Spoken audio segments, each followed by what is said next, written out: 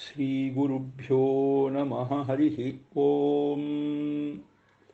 ನರಸಿಂಹೋಖಿಲಾಜ್ಞಾನಮತಧ್ವಾಂತದಿವಾಕರಃ ಜಯತ್ಯಮಿತಸಜ್ಞಾನಸುಖಶಕ್ತಿಪಯೋನಿಧಿಃ ಆಪದಾಮಪಹರ್ತಾರಂ ದಾತಾರಂ ಸರ್ವಸಂಪದಾಂ ಲೋಕಾಭಿರಾಮಂ ಶ್ರೀರಾಮಂ ಭೂಯೋ ಭೂಯೋ ನಮಾಮ್ಯಹಂ.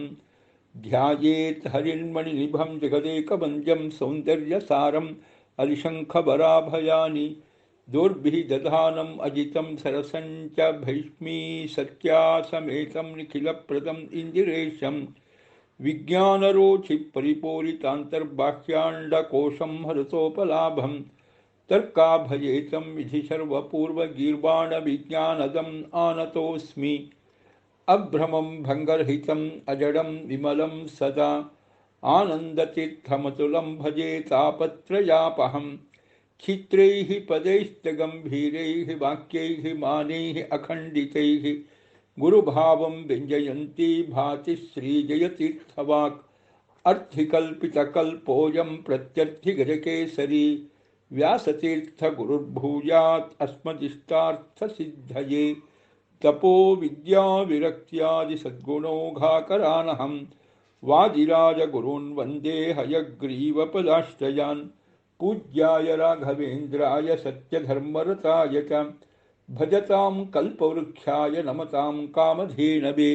ಅನವದ್ಯಾತ್ಮಚಾರಿತ್ರಂ ವಾದಿಖದ್ಯೋತಭಾಸ್ಕರಂ ವಿದ್ಯಾಮಾನ್ಯಗುರುಂ ವಂದೇ ವಿದ್ಯಾವಿದ್ಯೋತಭಾಸ್ವರಂ. ವಿಶ್ವೇಶತೀರ್ಥಶ್ರೀಪಾದಾನ್ ವಿಶ್ವೋತ್ಕೃಷ್ಟಗುಣಾಕರಾನ್ ವಿಶ್ವಸ್ಥಸುಜನಾರಾಧ್ಯಾನ್ ವಂದೇ ವಿದ್ಯಾಗುರುನ್ ಮಮ.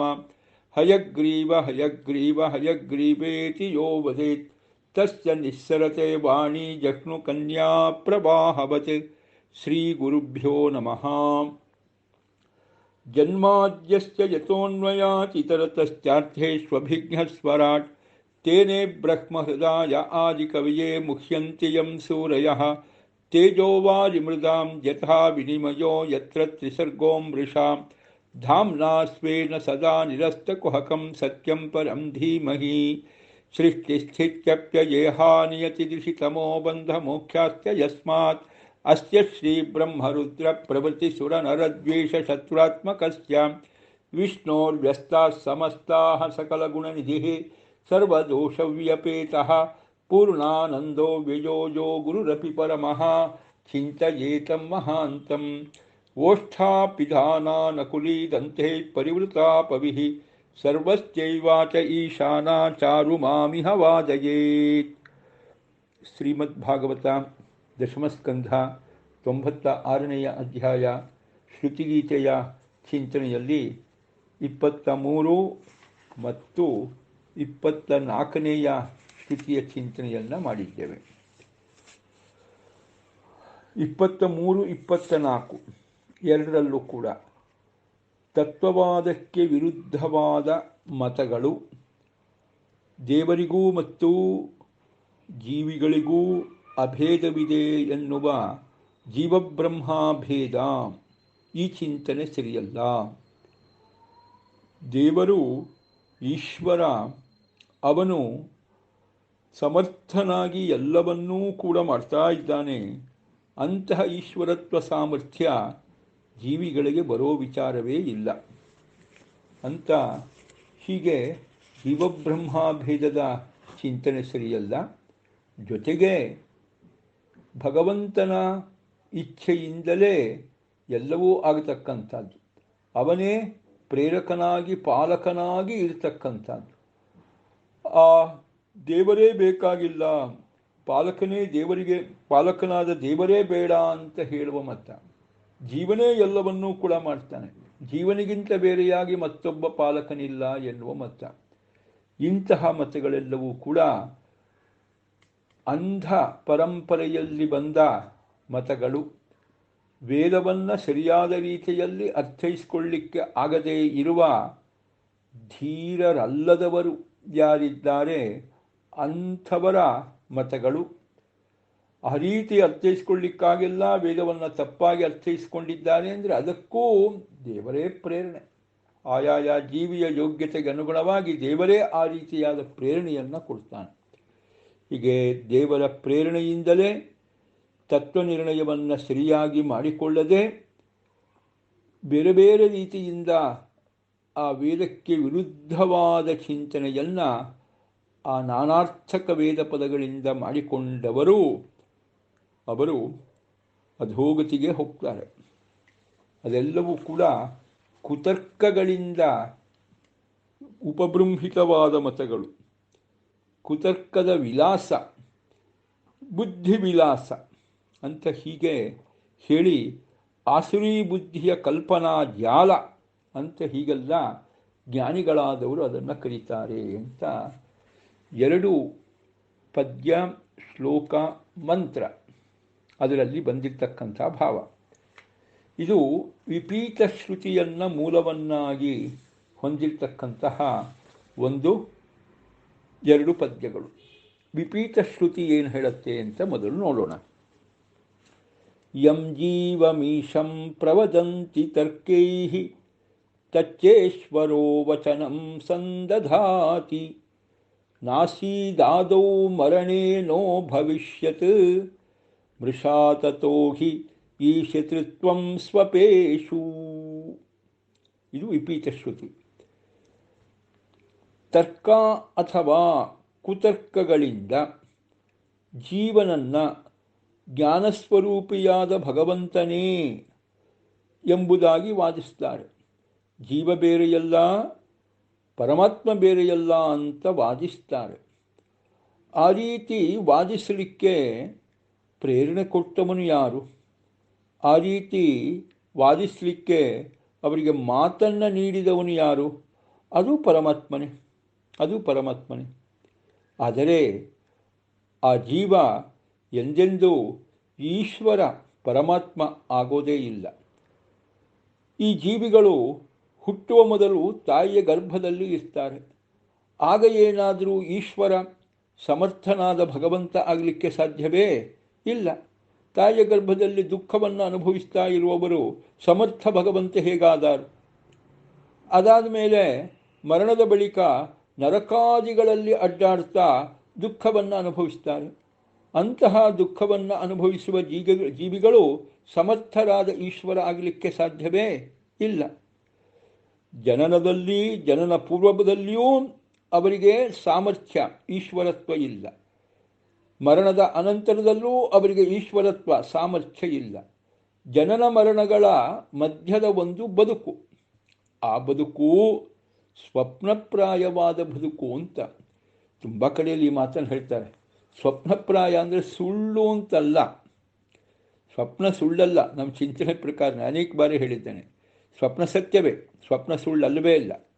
ಅದರಿಂದಾಗಿ ಸ್ವಪ್ನಪ್ರಾಯವಾದ ಬದುಕು ಅಂತ ಹೇಳೋ ಅಭಿಪ್ರಾಯ ಇರೋದು ಒಂದು, ತಿಳಿಯೋದು ಇನ್ನೊಂದು. ಸ್ವಪ್ನ ಏನಾಗುತ್ತೆ? ದೇವರು ತೋರಿಸುವ ಸಿನಿಮಾ.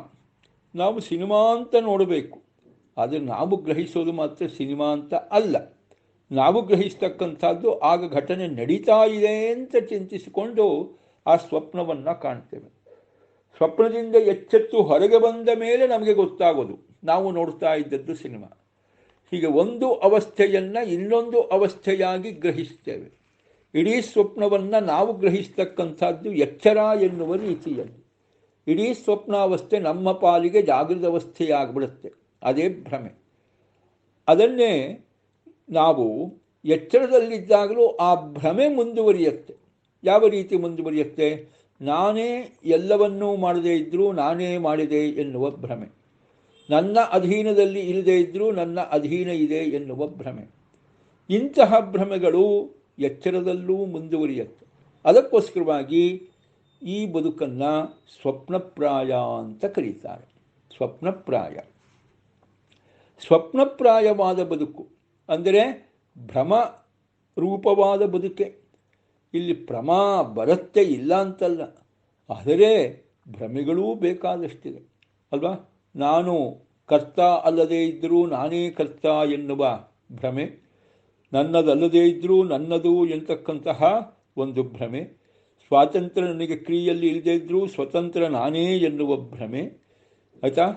ಆಮೇಲಿಂದ ಅದು ಸಂತೋಷವನ್ನು ಕೊಡದೇ ಇದ್ದರೂ ಸಂತೋಷ ಕೊಡುತ್ತೆ ಎನ್ನುವ ಭ್ರಮೆ, ಹೀಗೆ ಅದು ನಶ್ವರವಾಗಿದ್ದರೂ ಶಾಶ್ವತ ಎನ್ನುವ ಭ್ರಮೆ, ಇಂತಹ ಭ್ರಮೆಗಳು ಎಚ್ಚರದಲ್ಲೂ ಬರ್ತಾ ಇರುತ್ತೆ.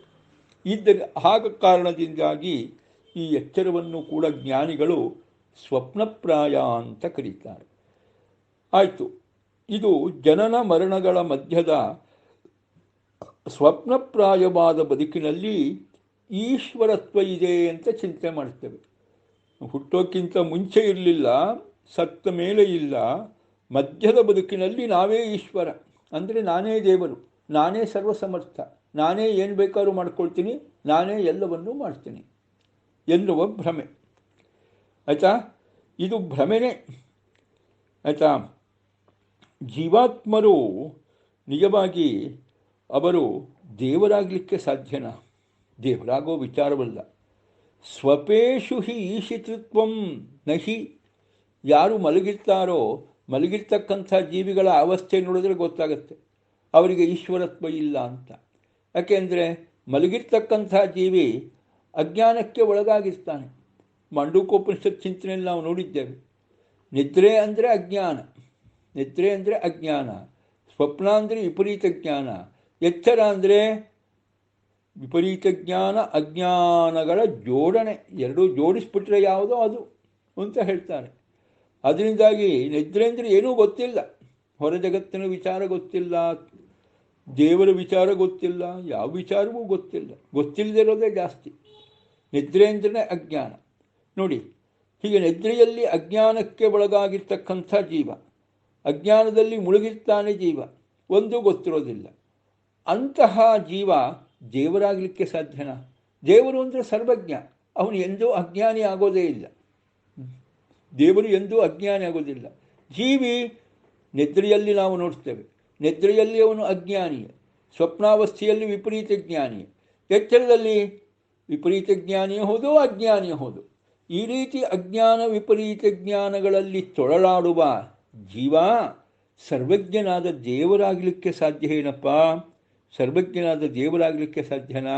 ಇಲ್ಲವೇ ಇಲ್ಲ ಅಂತ ಹೀಗೆ ಜೀವಬ್ರಹ್ಮಾಭೇದವನ್ನು ವಿಪೀತ ಶ್ರುತಿ ನಿವಾರಣೆ ಮಾಡುತ್ತೆ. ಈ ಒಂದು ಎರಡೂ ಶ್ಲೋಕಗಳ ಅಭಿಪ್ರಾಯವನ್ನು ನಾವಿಲ್ಲಿ ವಿಪೀತ ಶ್ರುತಿಯಲ್ಲಿ ನೋಡಿದ್ದು ಸ್ವಲ್ಪ ಸಂಕ್ಷಿಪ್ತವಾಗಿ ಹೇಳಿದ್ದಾರೆ. ನಾವು ಎರಡು ಶ್ಲೋಕಗಳಲ್ಲಿ ನೋಡಿದ್ವಿ, ಸ್ವಲ್ಪ ವಿಸ್ತಾರವೇ ಇತ್ತು. ಅದು ಅದ್ವೈತದ ನಿರಾಕರಣೆ ನಾವು ಮುಖ್ಯವಾಗಿ ನೋಡಿದ್ವಿ. ಜೀವಬ್ರಹ್ಮಾಭೇದ ನಿರಾಕರಣೆ ಇದೆಲ್ಲ ಬಹಳ ವಿಸ್ತಾರವಾಗಿ ಮಾಡಿದ್ದಾರೆ ಎರಡು ಶ್ಲೋಕ ಅಥವಾ ಪದ್ಯಗಳಲ್ಲಿ. ಅದಕ್ಕೆ ಕಾರಣ ಈ ಎರಡೂ ಈ ವಿಪೀತ ಶ್ರುತಿಗೆ ಸಂಬಂಧಪಟ್ಟಂತೆ ಇರುವ ತಂತ್ರಭಾಗವತದ ಮಾತುಗಳು. ಅಲ್ಲಿ ಅದನ್ನು ವಿಸ್ತಾರ ಮಾಡಿದ್ದಾರೆ. ತಂತ್ರಭಾಗವತ ಮಾತಲ್ಲಿ ವಿಸ್ತಾರ ಬಂದಿದೆ. ಆ ತಂತ್ರಭಾಗವತದ ಮಾತಿನ ಆ ವಿಸ್ತಾರವನ್ನೇ ನಾವು ಎಲ್ಲಿ ಕಾಣ್ತೇವೆ? ಎರಡೂ ಪದ್ಯಗಳಲ್ಲೂ ಕೂಡ ಕಾಣ್ತೇವೆ.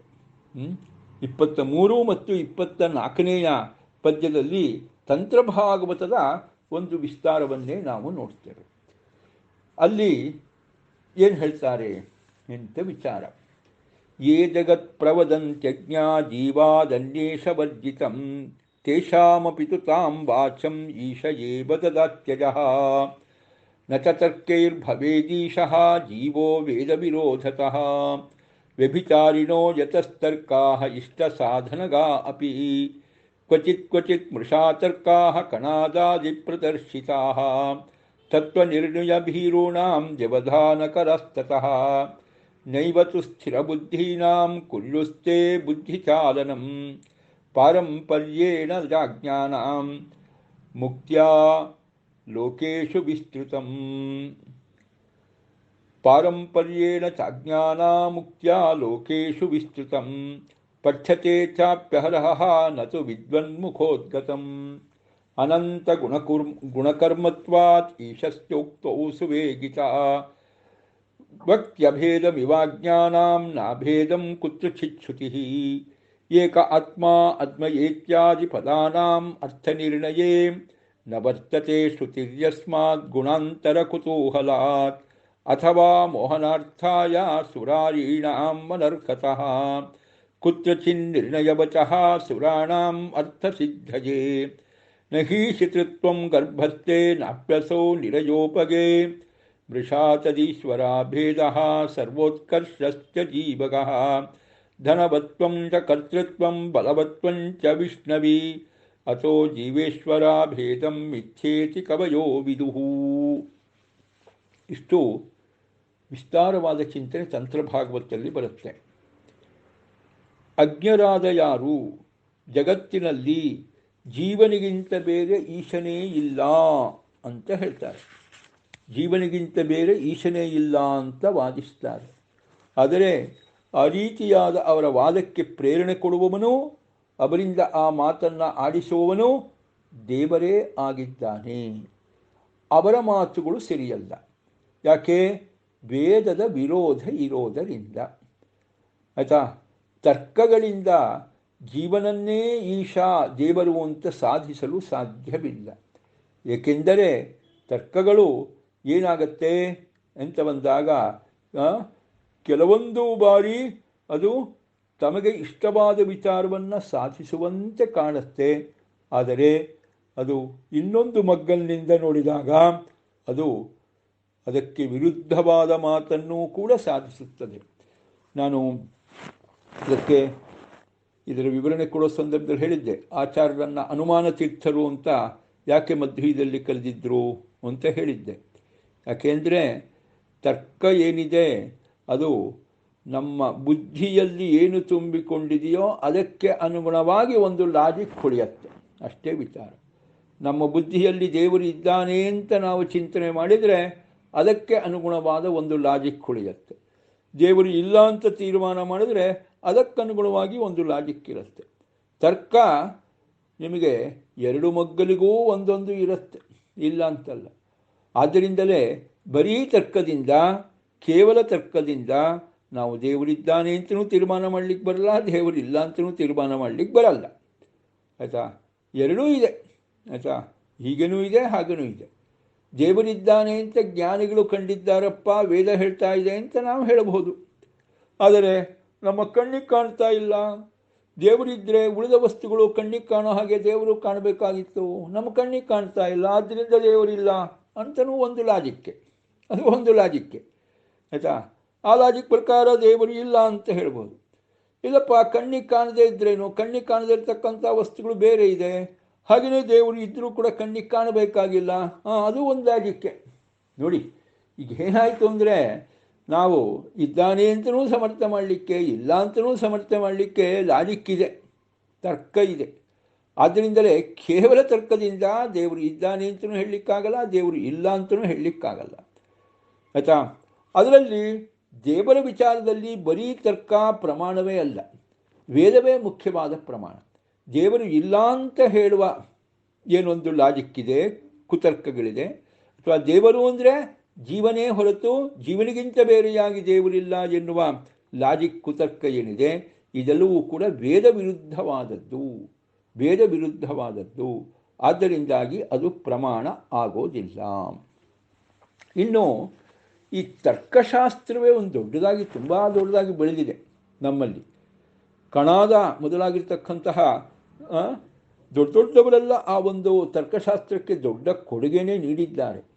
ಆದರೆ ಅವರು ಕೊಟ್ಟಿರುವ ತರ್ಕ ನಮ್ಮ ದೇವರ ವಿಚಾರದಲ್ಲಿ, ಅತೀಂದ್ರಿಯ ವಿಚಾರದಲ್ಲಿ ಉಪಯೋಗಕ್ಕೆ ಬರೋದಿಲ್ಲ.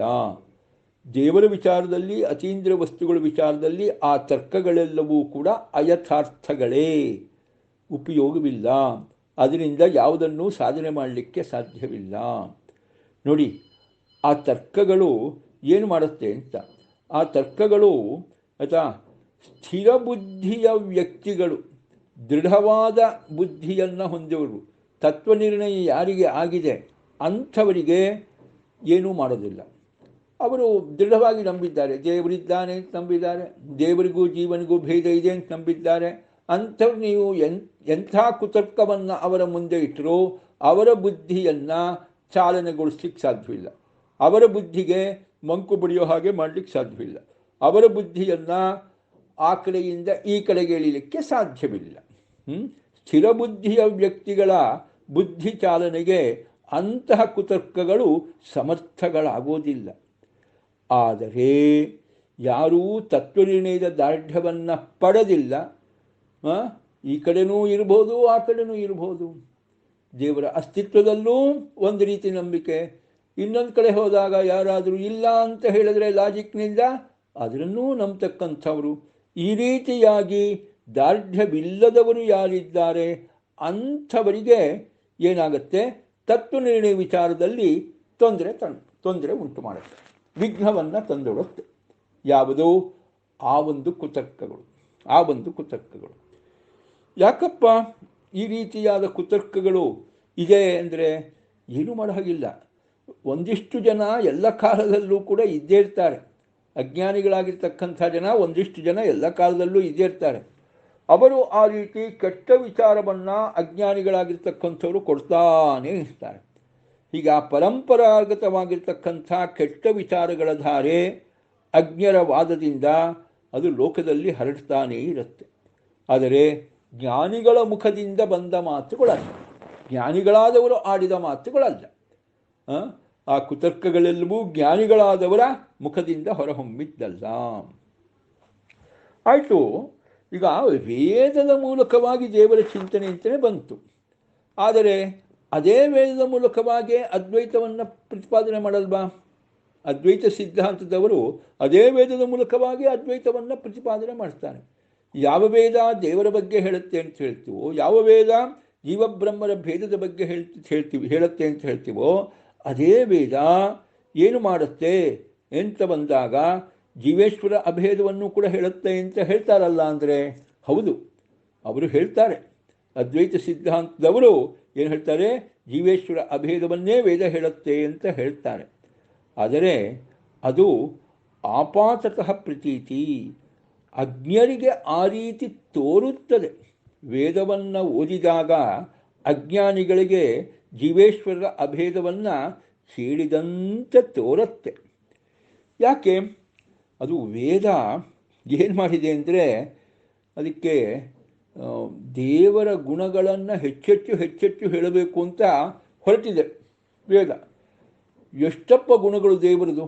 ಲೆಕ್ಕವಿಲ್ಲದಷ್ಟು ದೇವರ ಗುಣಗಳು, ಅನಂತ ಗುಣಗಳನ್ನು ಹೇಳ್ಬಿಡೋಣ ಅಂತ ವೇದ ಹೊರಟು ಅದಕ್ಕೆ ಏನಾಗಿದೆ, ಒಂದು ರೀತಿ ವೇಗದಿಂದ ಹೊರಟುಬಿಟ್ಟಿದೆ. ಅನಂತನಾದ ಭಗವಂತನ ಅನಂತ ಗುಣಗಳನ್ನು, ಅನಂತ ಕರ್ಮಗಳನ್ನು ಪ್ರತಿಪಾದಿಸಲಿಕ್ಕೆ ಬಹಳ ವೇಗದಿಂದ ತೊಡಗಿಕೊಂಡಾಗ ನಾನಾರ್ಥಕ ಶಬ್ದಗಳನ್ನು ಅದು ಬಳಸುತ್ತೆ. ಒಂದೇ ಪದಕ್ಕೆ ಅನೇಕ ಅರ್ಥ, ಅಂತಹ ಶಬ್ದಗಳನ್ನು ವೇದ ಬಳಸುತ್ತೆ. ಅಂತಹ ಶಬ್ದಗಳನ್ನು ವೇದ ಬಳಸುವ ಮುಖ್ಯ ಉದ್ದೇಶ, ಒಂದೇ ಶಬ್ದದಿಂದ ಅನೇಕ ಅರ್ಥಗಳು ಹೊರಹೊಮ್ಮಿದಾಗ ಭಗವಂತನ ಅನಂತ ಗುಣಧರ್ಮಗಳಲ್ಲಿ ಅನೇಕ ವಿಚಾರಗಳನ್ನು ಹೇಳ್ಬೋದು. ನೋಡಿ, ಒಂದು ಪದಕ್ಕೆ ಒಂದೇ ಅರ್ಥ ಅಂತ ಇದ್ದರೆ ಆಗೇನಾಗುತ್ತೆ, ಒಂದು ಪದವನ್ನು ಬಳಸಿದಾಗ ದೇವರ ಒಂದು ಗುಣ ಗೊತ್ತಾಗತ್ತೆ ಅಂತ. ಒಂದು ಪದಕ್ಕೆ ಏನಾದರೂ ಒಂದು 5 ಅರ್ಥ ಇದೆ ಅಂತ ಗೊತ್ತಾದರೆ ಹಾಗೆ ಯೋಚನೆ ಮಾಡಿ, ಆ ಪದವನ್ನು ಬಳಸಿದಾಗ ದೇವರ 5 ಗುಣಗಳು ಗೊತ್ತಾಗತ್ತೆ. ಅದಕ್ಕೆ ವೇದ ಏನು ಮಾಡುತ್ತೆ, ಅನೇಕ ಅರ್ಥವುಳ್ಳ ಪದಗಳನ್ನು ಬಳಸಿಕೊಂಡು ವೇದ ದೇವರ ಗುಣಗಾನ ಮಾಡುತ್ತೆ. ಅದಕ್ಕೆ ಎಷ್ಟೆಚ್ಚು ದೇವರ ಗುಣಕರ್ಮಗಳನ್ನು ಹೇಳಬೇಕು ಅಂತ ವೇದದ ಅಭಿಲಾಷೆ. ಅದಕ್ಕೆ ತೊಡಗಿಕೊಂಡಿರ್ತಕ್ಕಂಥ ವೇದ ಏನು ಮಾಡುತ್ತೆ ಅಂತ ಬಂದಾಗ ಆ ಅನಂತ ಗುಣಕರ್ಮಗಳನ್ನು ಪ್ರತಿಪಾದನೆ ಮಾಡಲಿಕ್ಕೆ ಬಹಳ ವೇಗದಿಂದ ಮುನ್ನುಗ್ಗತಕ್ಕಂಥದ್ದು. ಅದು ಏನು ಮಾಡುತ್ತೆ, ನಾನಾರ್ಥಕ ಪದಗಳನ್ನು ಬಳಸಿ ದೇವರ ಗುಣಗಾನ ಮಾಡ್ತಾ ಇದೆ. ಆ ಸಂದರ್ಭದಲ್ಲಿ ಅಜ್ಞಾನಿಗಳಿಗೆ ಮೋಹ ಆಗತ್ತೆ.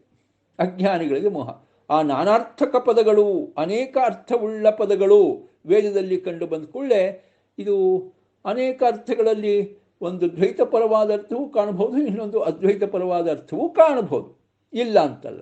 ಆಗ ಏನಾಗತ್ತೆ, ಅಜ್ಞಾನಿಗಳಿಗೆ ಮೋಹ ಉಂಟಾಗತ್ತೆ. ಹೀಗೆ ವೇದ ಆ ರೀತಿ ಹೇಳೋದಿಲ್ಲ ಅಂತಲ್ಲ, ಹೇಳುತ್ತೆ. ಆದರೆ ವೇದ ಆ ರೀತಿ ಹೇಳೋದು ಅಂದರೆ ಅದರ ತಾತ್ಪರ್ಯ ಹಾಗಲ್ಲ, ಆಯಿತಾ? ಆಪಾತತಃ ಆ ರೀತಿಯಾದ ಅಭೇದದ ಪ್ರತೀತಿ ಬರುವ ಹಾಗೆ, ಅಭೇದದ ಅರಿವು ಉಂಟು ಮಾಡುವ ರೀತಿಯಲ್ಲಿ ಹೇಳುತ್ತೆ ವೇದ. ಆದರೆ ಅಭೇದ ಅನ್ನೋದು ವೇದದ ತಾತ್ಪರ್ಯ ಅಲ್ಲ, ವೇದದ ಆಂತರ್ಯ ಅಲ್ಲ, ವೇದದ ಮುಖ್ಯವಾದ ಅಭಿಪ್ರಾಯವಲ್ಲ. ಯಾಕೆ ಅಂದರೆ ಇಷ್ಟೇನೆ, ಅಲ್ಲಿಗ ಏಕಮೇವ ದ್ವಿತೀಯಂ ಬ್ರಹ್ಮ ಅಂತಲೇ ಶ್ರುತಿ ಇದೆ ಅಂತ ಇಟ್ಕೊಳ್ಳಿ. ಆ ಶ್ರುತಿಯಲ್ಲಿ ಏಕಂ ಏವ ಅದ್ವಿತೀಯಂ ಬ್ರಹ್ಮ, ದೇವರೊಬ್ಬನೇ ಇದ್ದಾನೆ, ಅವನಿಗಿಂತ ಬೇರೆಯಾಗಿ ಮತ್ತೊಬ್ಬರಿಲ್ಲ ಅಂತ ಮೇಲ್ನೋಟಕ್ಕರ್ಥ. ಏಕಂ ಒಬ್ಬನೇ ಒಬ್ಬ, ಅದ್ವಿತೀಯಂ ಇನ್ನೊಬ್ಬ ದ್ವಿತೀಯ ಎರಡನೇವನು ಇಲ್ಲ, ಅವನೇ ಬ್ರಹ್ಮ. ಏವ ಏಕಮೇವ ಒಬ್ಬನೇ ಒಬ್ಬ, ಅದ್ವಿತೀಯಂ ಅವನಿಗಿಂತ ಎರಡನೇವನು ಇಲ್ಲ. ಹೀಗೆ ಅರ್ಥ ಇಟ್ಕೊಂಡಾಗ ಅದು ಅದ್ವೈತ ಪರವಾದ ಚಿಂತನೆ ಆಗುತ್ತೆ. ಆದರೆ ಏಕಮೇವ ಅದ್ವಿತೀಯಂ ಬ್ರಹ್ಮ ಅಂದರೆ ಇನ್ನೊಂದು ಅರ್ಥದಲ್ಲಿ ಏನಾಗುತ್ತೆ ಅಂತ ಬಂದಾಗ ಏಕ ಅಂದರೆ ಮುಖ್ಯ ಅಂತರ್ಥ. ಏಕ ಮುಖ್ಯನಾದ ಆತ್ಮ ಒಬ್ಬನೇ, ಮುಖ್ಯನಾದ ಆತ್ಮ ಒಬ್ಬನೇ. ಆಮೇಲಿಂದ ಅದ್ವಯ ಅಂತ ಬಂದಾಗ ಸಮಾನರಹಿತ, ಸಮಾನನಾದವನು ಇನ್ನೊಬ್ಬನಿಲ್ಲ.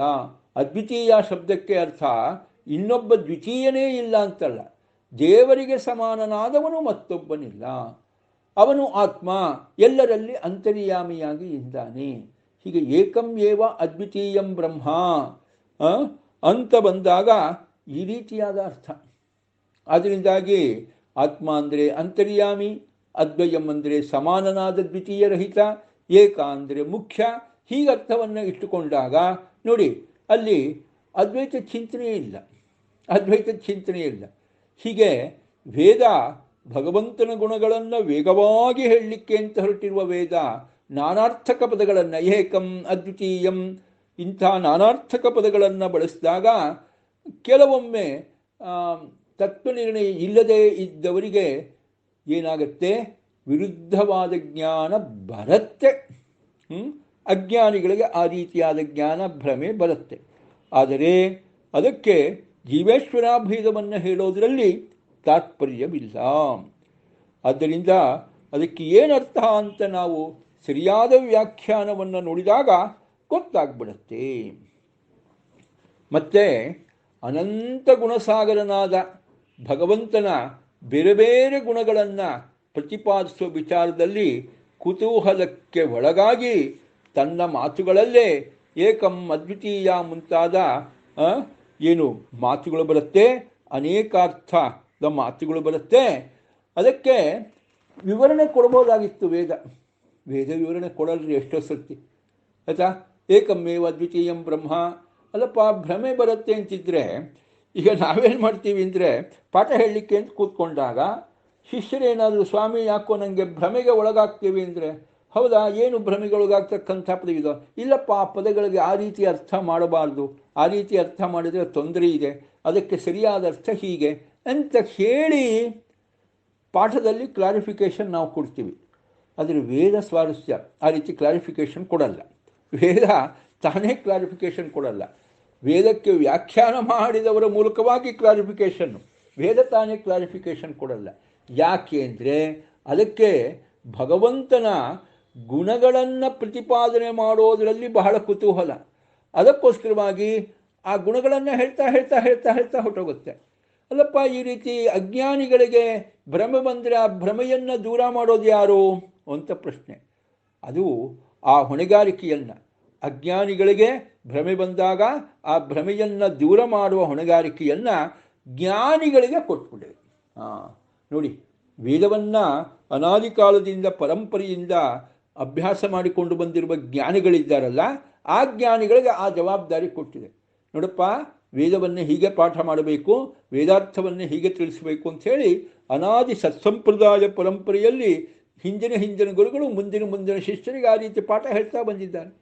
ಆ ಒಂದು ಪಾಠದಲ್ಲಿ ಅವರು ಜವಾಬ್ದಾರಿ ಹೊತ್ಕೊಂಡಿದ್ದಾರೆ. ಯಾರಾದರೂ ಶಿಷ್ಯರಿಗೆ ಆಪಾತತಃ ಅಭೇದದ ಪ್ರತೀತಿ ಬರತಕ್ಕಂಥದ್ದು ಪದಗಳಿದ್ದರೆ ಅದಕ್ಕೆ ಸರಿಯಾದ ಅರ್ಥ ಹೀಗೆ ಎನ್ನುವ ವಿವರಣೆಯನ್ನು ಆ ಜ್ಞಾನಿಗಳಾಗಿರ್ತಕ್ಕಂಥ ಗುರುಗಳು ಕೊಡ್ತಾರೆ. ವೇದ ಆ ಜ್ಞಾನಿಗಳಾದ ಗುರುಗಳಿಗೇನೆ ಆ ಒಂದು ಹೊಣೆಗಾರಿಕೆ, ಅಜ್ಞಾನದ ಪ್ರತೀತಿಯನ್ನು ದೂರ ಮಾಡುವ, ಯಾವ ವಿಚಾರದಲ್ಲಿ ಸಂದೇಹ ಗೊಂದಲಗಳಿದೆಯೋ ಅದನ್ನು ದೂರ ಮಾಡುವ ಜವಾಬ್ದಾರಿಯನ್ನು ವೇದ ಯಾರಿಗೆ ವಹಿಸಿಕೊಟ್ಟಿದೆ? ಸತ್ಸಂಪ್ರದಾಯ ಪರಂಪರೆಯಲ್ಲಿ ಬಂದ ಋಷಿಮುನಿಗಳು ಜ್ಞಾನಿಗಳೇನಿದ್ದಾರೆ ಅವರಿಗೆ ವಹಿಸಿಕೊಟ್ಬಿಟ್ಟಿದೆ. ವೇದ ಆ ಕೆಲಸ ಮಾಡಲಿಕ್ಕೆ ಹೋಗಲ್ಲ. ಯಾಕೆಂದರೆ ವೇದಕ್ಕೆ ಹೆಚ್ಚೆಚ್ಚು ದೇವರ ಗುಣಗಾನ ಮಾಡಬೋಣ ಅಂತ, ಅದೇ ಕೆಲಸ ಮಾಡೋಣ ಅಂತ ಆ ಕೆಲಸದಲ್ಲಿ ತನ್ನನ್ನು ತೊಡಗಿಸ್ಕೊಂಡ್ಬಿಟ್ಟಿದೆ. ಈ ಕೆಲಸಕ್ಕೆ ಹೋಗಲ್ಲ. ಆಯಿತಾ? ನೋಡಿ, ಜ್ಞಾನಿಗಳಿಗೆ ಆ ಹೊಣೆಗಾರಿಕೆಯನ್ನು ಬಿಟ್ಟುಕೊಟ್ಟು ತಾನು ಭಗವಂತನ ಬೇರೆ ಬೇರೆ ಗುಣಗಳನ್ನು ಹೇಳುವುದರಲ್ಲೇ ಮಗ್ನವಾಗಿರುತ್ತದೆ. ಆಯಿತಾ? ನೋಡಿ, ವೇದನೆ ಯಾಕೆ ವಿವರಣೆ ಕೊಡೋದಿಲ್ಲ ಅನ್ನೋದಕ್ಕೆ ಈ ಚಿಂತನೆ. ಜೊತೆಗೆ ಇನ್ನೂ ವಿಚಾರ ಇದೆ. ಏನಪ್ಪ ಅಂತ ಬಂದಾಗ ಅಜ್ಞಾನಿಗಳಿಗೆ ಮೋಹ ಆಗಬೇಕು, ಕೆಲವರಿಗೆ ಅಸುರರಿಗೆ ಮೋಹ ಆಗಬೇಕು ಅಂತಲೂ ವೇದದ ಉದ್ದೇಶ. ಅದನ್ನು ಕೂಡ ಹೇಳಿದೆ. ಯಥಾಸುರಾಣಾಂ ಸುಜ್ಞಾನ, ಯಾವ ರೀತಿ ದೇವತೆಗಳಿಗೆ ಮತ್ತು ಋಷಿಮುನಿಗಳಿಗೆ ಸಜ್ಜನರಿಗೆ ಸುಜ್ಞಾನ ಬರಲಿ ಎನ್ನುವ ದೃಷ್ಟಿ ವೇದಕ್ಕೆ ಇದೆಯೋ, ಹಾಗೆ ಅಜ್ಞಾನಿಗಳಿಗೆ ಅಜ್ಞಾನ ಬರಲಿ, ತಮೋಯೋಗ್ಯರಿಗೆ ತಮಸ್ಸಾಗಲಿ, ಅದಕ್ಕೆ ಯೋಗ್ಯವಾದ ಅಜ್ಞಾನ ಬರಲಿ ಅಂತಲೇ ವೇದದ ದೃಷ್ಟಿ, ವೇದದ ಆಂತರ್ಯ. ಅದಕ್ಕೋಸ್ಕರವಾಗಿ ವೇದ ಅದು ಮುಗುಮ್ಮಾಗಿನೇ ಹೇಳುತ್ತೆ. ಹೀಗೂ ಆಗ್ಬೋದು ಹಾಗೂ ಆಗ್ಬೋದು ಅನ್ನೋ ರೀತಿಯಲ್ಲೇ ಪದಗಳನ್ನು ಹಾಕಿ ಹೇಳುತ್ತೆ. ಆಯಿತಾ? ಅದು ಇದಮಿತ್ತಂ ಎನ್ನುವ ಪದಗಳನ್ನು ಹಾಕಿ ವೇದ ಹೇಳೋಕ್ಕೆ ಹೋಗೋದಿಲ್ಲ. ತತ್ವಜ್ಞಾನಕ್ಕೆ ಅನರ್ಹರಾದ ಅಸುರರಿಗೆ ಮೋಹವುಂಟಾಗಲೆಂಬ ದೃಷ್ಟಿಯಿಂದಲೂ ವೇದ ಅಸ್ಪಷ್ಟವಾಗಿ ನಿರೂಪಿಸುವುದು ಇದೆ. ಆದರೆ ಅದೇ ವೇದ ಪುನಃ ಬೇರೆ ಬೇರೆ ಕಡೆಯಲ್ಲಿ, ವೇದವ್ಯಾಸರ ಬೇರೆ ಬೇರೆ ಮಾತುಗಳಲ್ಲಿ, ಜ್ಞಾನಿಗಳ ಬೇರೆ ಬೇರೆ ಮಾತುಗಳಲ್ಲಿ, ವೇದದಲ್ಲೂ ಮತ್ತೆ ಬೇರೆ ಬೇರೆ ಬರುವ ಮಾತುಗಳಲ್ಲಿ ಏನು ಮಾಡುತ್ತೆ ಅಂತ ಬಂದಾಗ, ಜ್ಞಾನಿಗಳಿಗೆ ಯೋಗ್ಯವಾದ ಅರ್ಥ ತಿಳಿಯಬೇಕು ಅಂಥೇಳಿ ನಿರ್ಣಾಯಕವಾದ ಮಾತುಗಳನ್ನು ಆಡುತ್ತೆ. ನಿರ್ಣಾಯಕವಾದ ಮಾತುಗಳನ್ನು ಕೂಡ ವೇದ ಆಡುತ್ತೆ. ಸತ್ಯಂಭಿದ ಸತ್ಯಂಭಿದ ಸತ್ಯಂಭಿದ ಮೈವಾರುವಣ್ಯೋ ಮೈವಾರುವಣ್ಯೋ ಮೈವಾರುವಣ್ಯ, ಭೇದ ಸತ್ಯವೇ ಭೇದ ಸತ್ಯವೇ ಭೇದ ಸತ್ಯವೇ, ಇಂಥ ಮಾತು ಇದೆ ವೇದದಲ್ಲಿ. ನೋಡಿ, ಅಲ್ಲಿ ಪಕ್ಕಾ ಹೇಳಿಬಿಡುತ್ತದೆ ಭೇದ ಸತ್ಯವೇ ಭೇದ ಸತ್ಯವೇ, ಇಂಥ ಮಾತುಗಳು ಬರುತ್ತೆ. ಅಲ್ಲಿ ಅಜ್ಞಾನಿಗಳ ಆ ಒಂದು ಮೋಹವನ್ನು ಪೂರ್ಣವಾಗಿ ದೂರ ಮಾಡುತ್ತೆ. ಆದರೆ ಕೆಲವು ಕಡೆಯಲ್ಲಿ ಹೇಳುತ್ತದು, ಇಲ್ಲ ಅಂತೇಳಿ. ಆದರೆ ಎಲ್ಲೆಲ್ಲಿ ಸಂದೇಹ ಗೊಂದಲ ಬರುತ್ತೋ ನಮಗೆ, ಅಲ್ಲೆಲ್ಲ ಸಂದೇಹ ಗೊಂದಲ ದೂರ ಮಾಡಲಿಕ್ಕೆ ಹೋಗಲ್ಲ. ಅದನ್ನು, ಆ ಜವಾಬ್ದಾರಿಯನ್ನು ಯಾರಿಗೆ ವಹಿಸಿಕೊಟ್ಬಿಟ್ಟಿದೆ? ಸತ್ಸಂಪ್ರದಾಯ ಪರಂಪರೆಯಲ್ಲಿ ಪಾಠ ಪ್ರವಚನ ಮಾಡ್ತಾ ಬಂದಿರತಕ್ಕಂತಹ ಋಷಿಮುನಿಗಳಿಗೆ, ಜ್ಞಾನಿಗಳಿಗೆ ಆ ಜವಾಬ್ದಾರಿ ವಹಿಸಿಕೊಟ್ಬಿಟ್ಟಿದೆ. ನೋಡಿ, ಇದೆಲ್ಲ ಬಹಳ ಸುಂದರವಾದ ಚಿಂತನೆ ತಂತ್ರಭಾಗವತ ಹೇಳೋದು.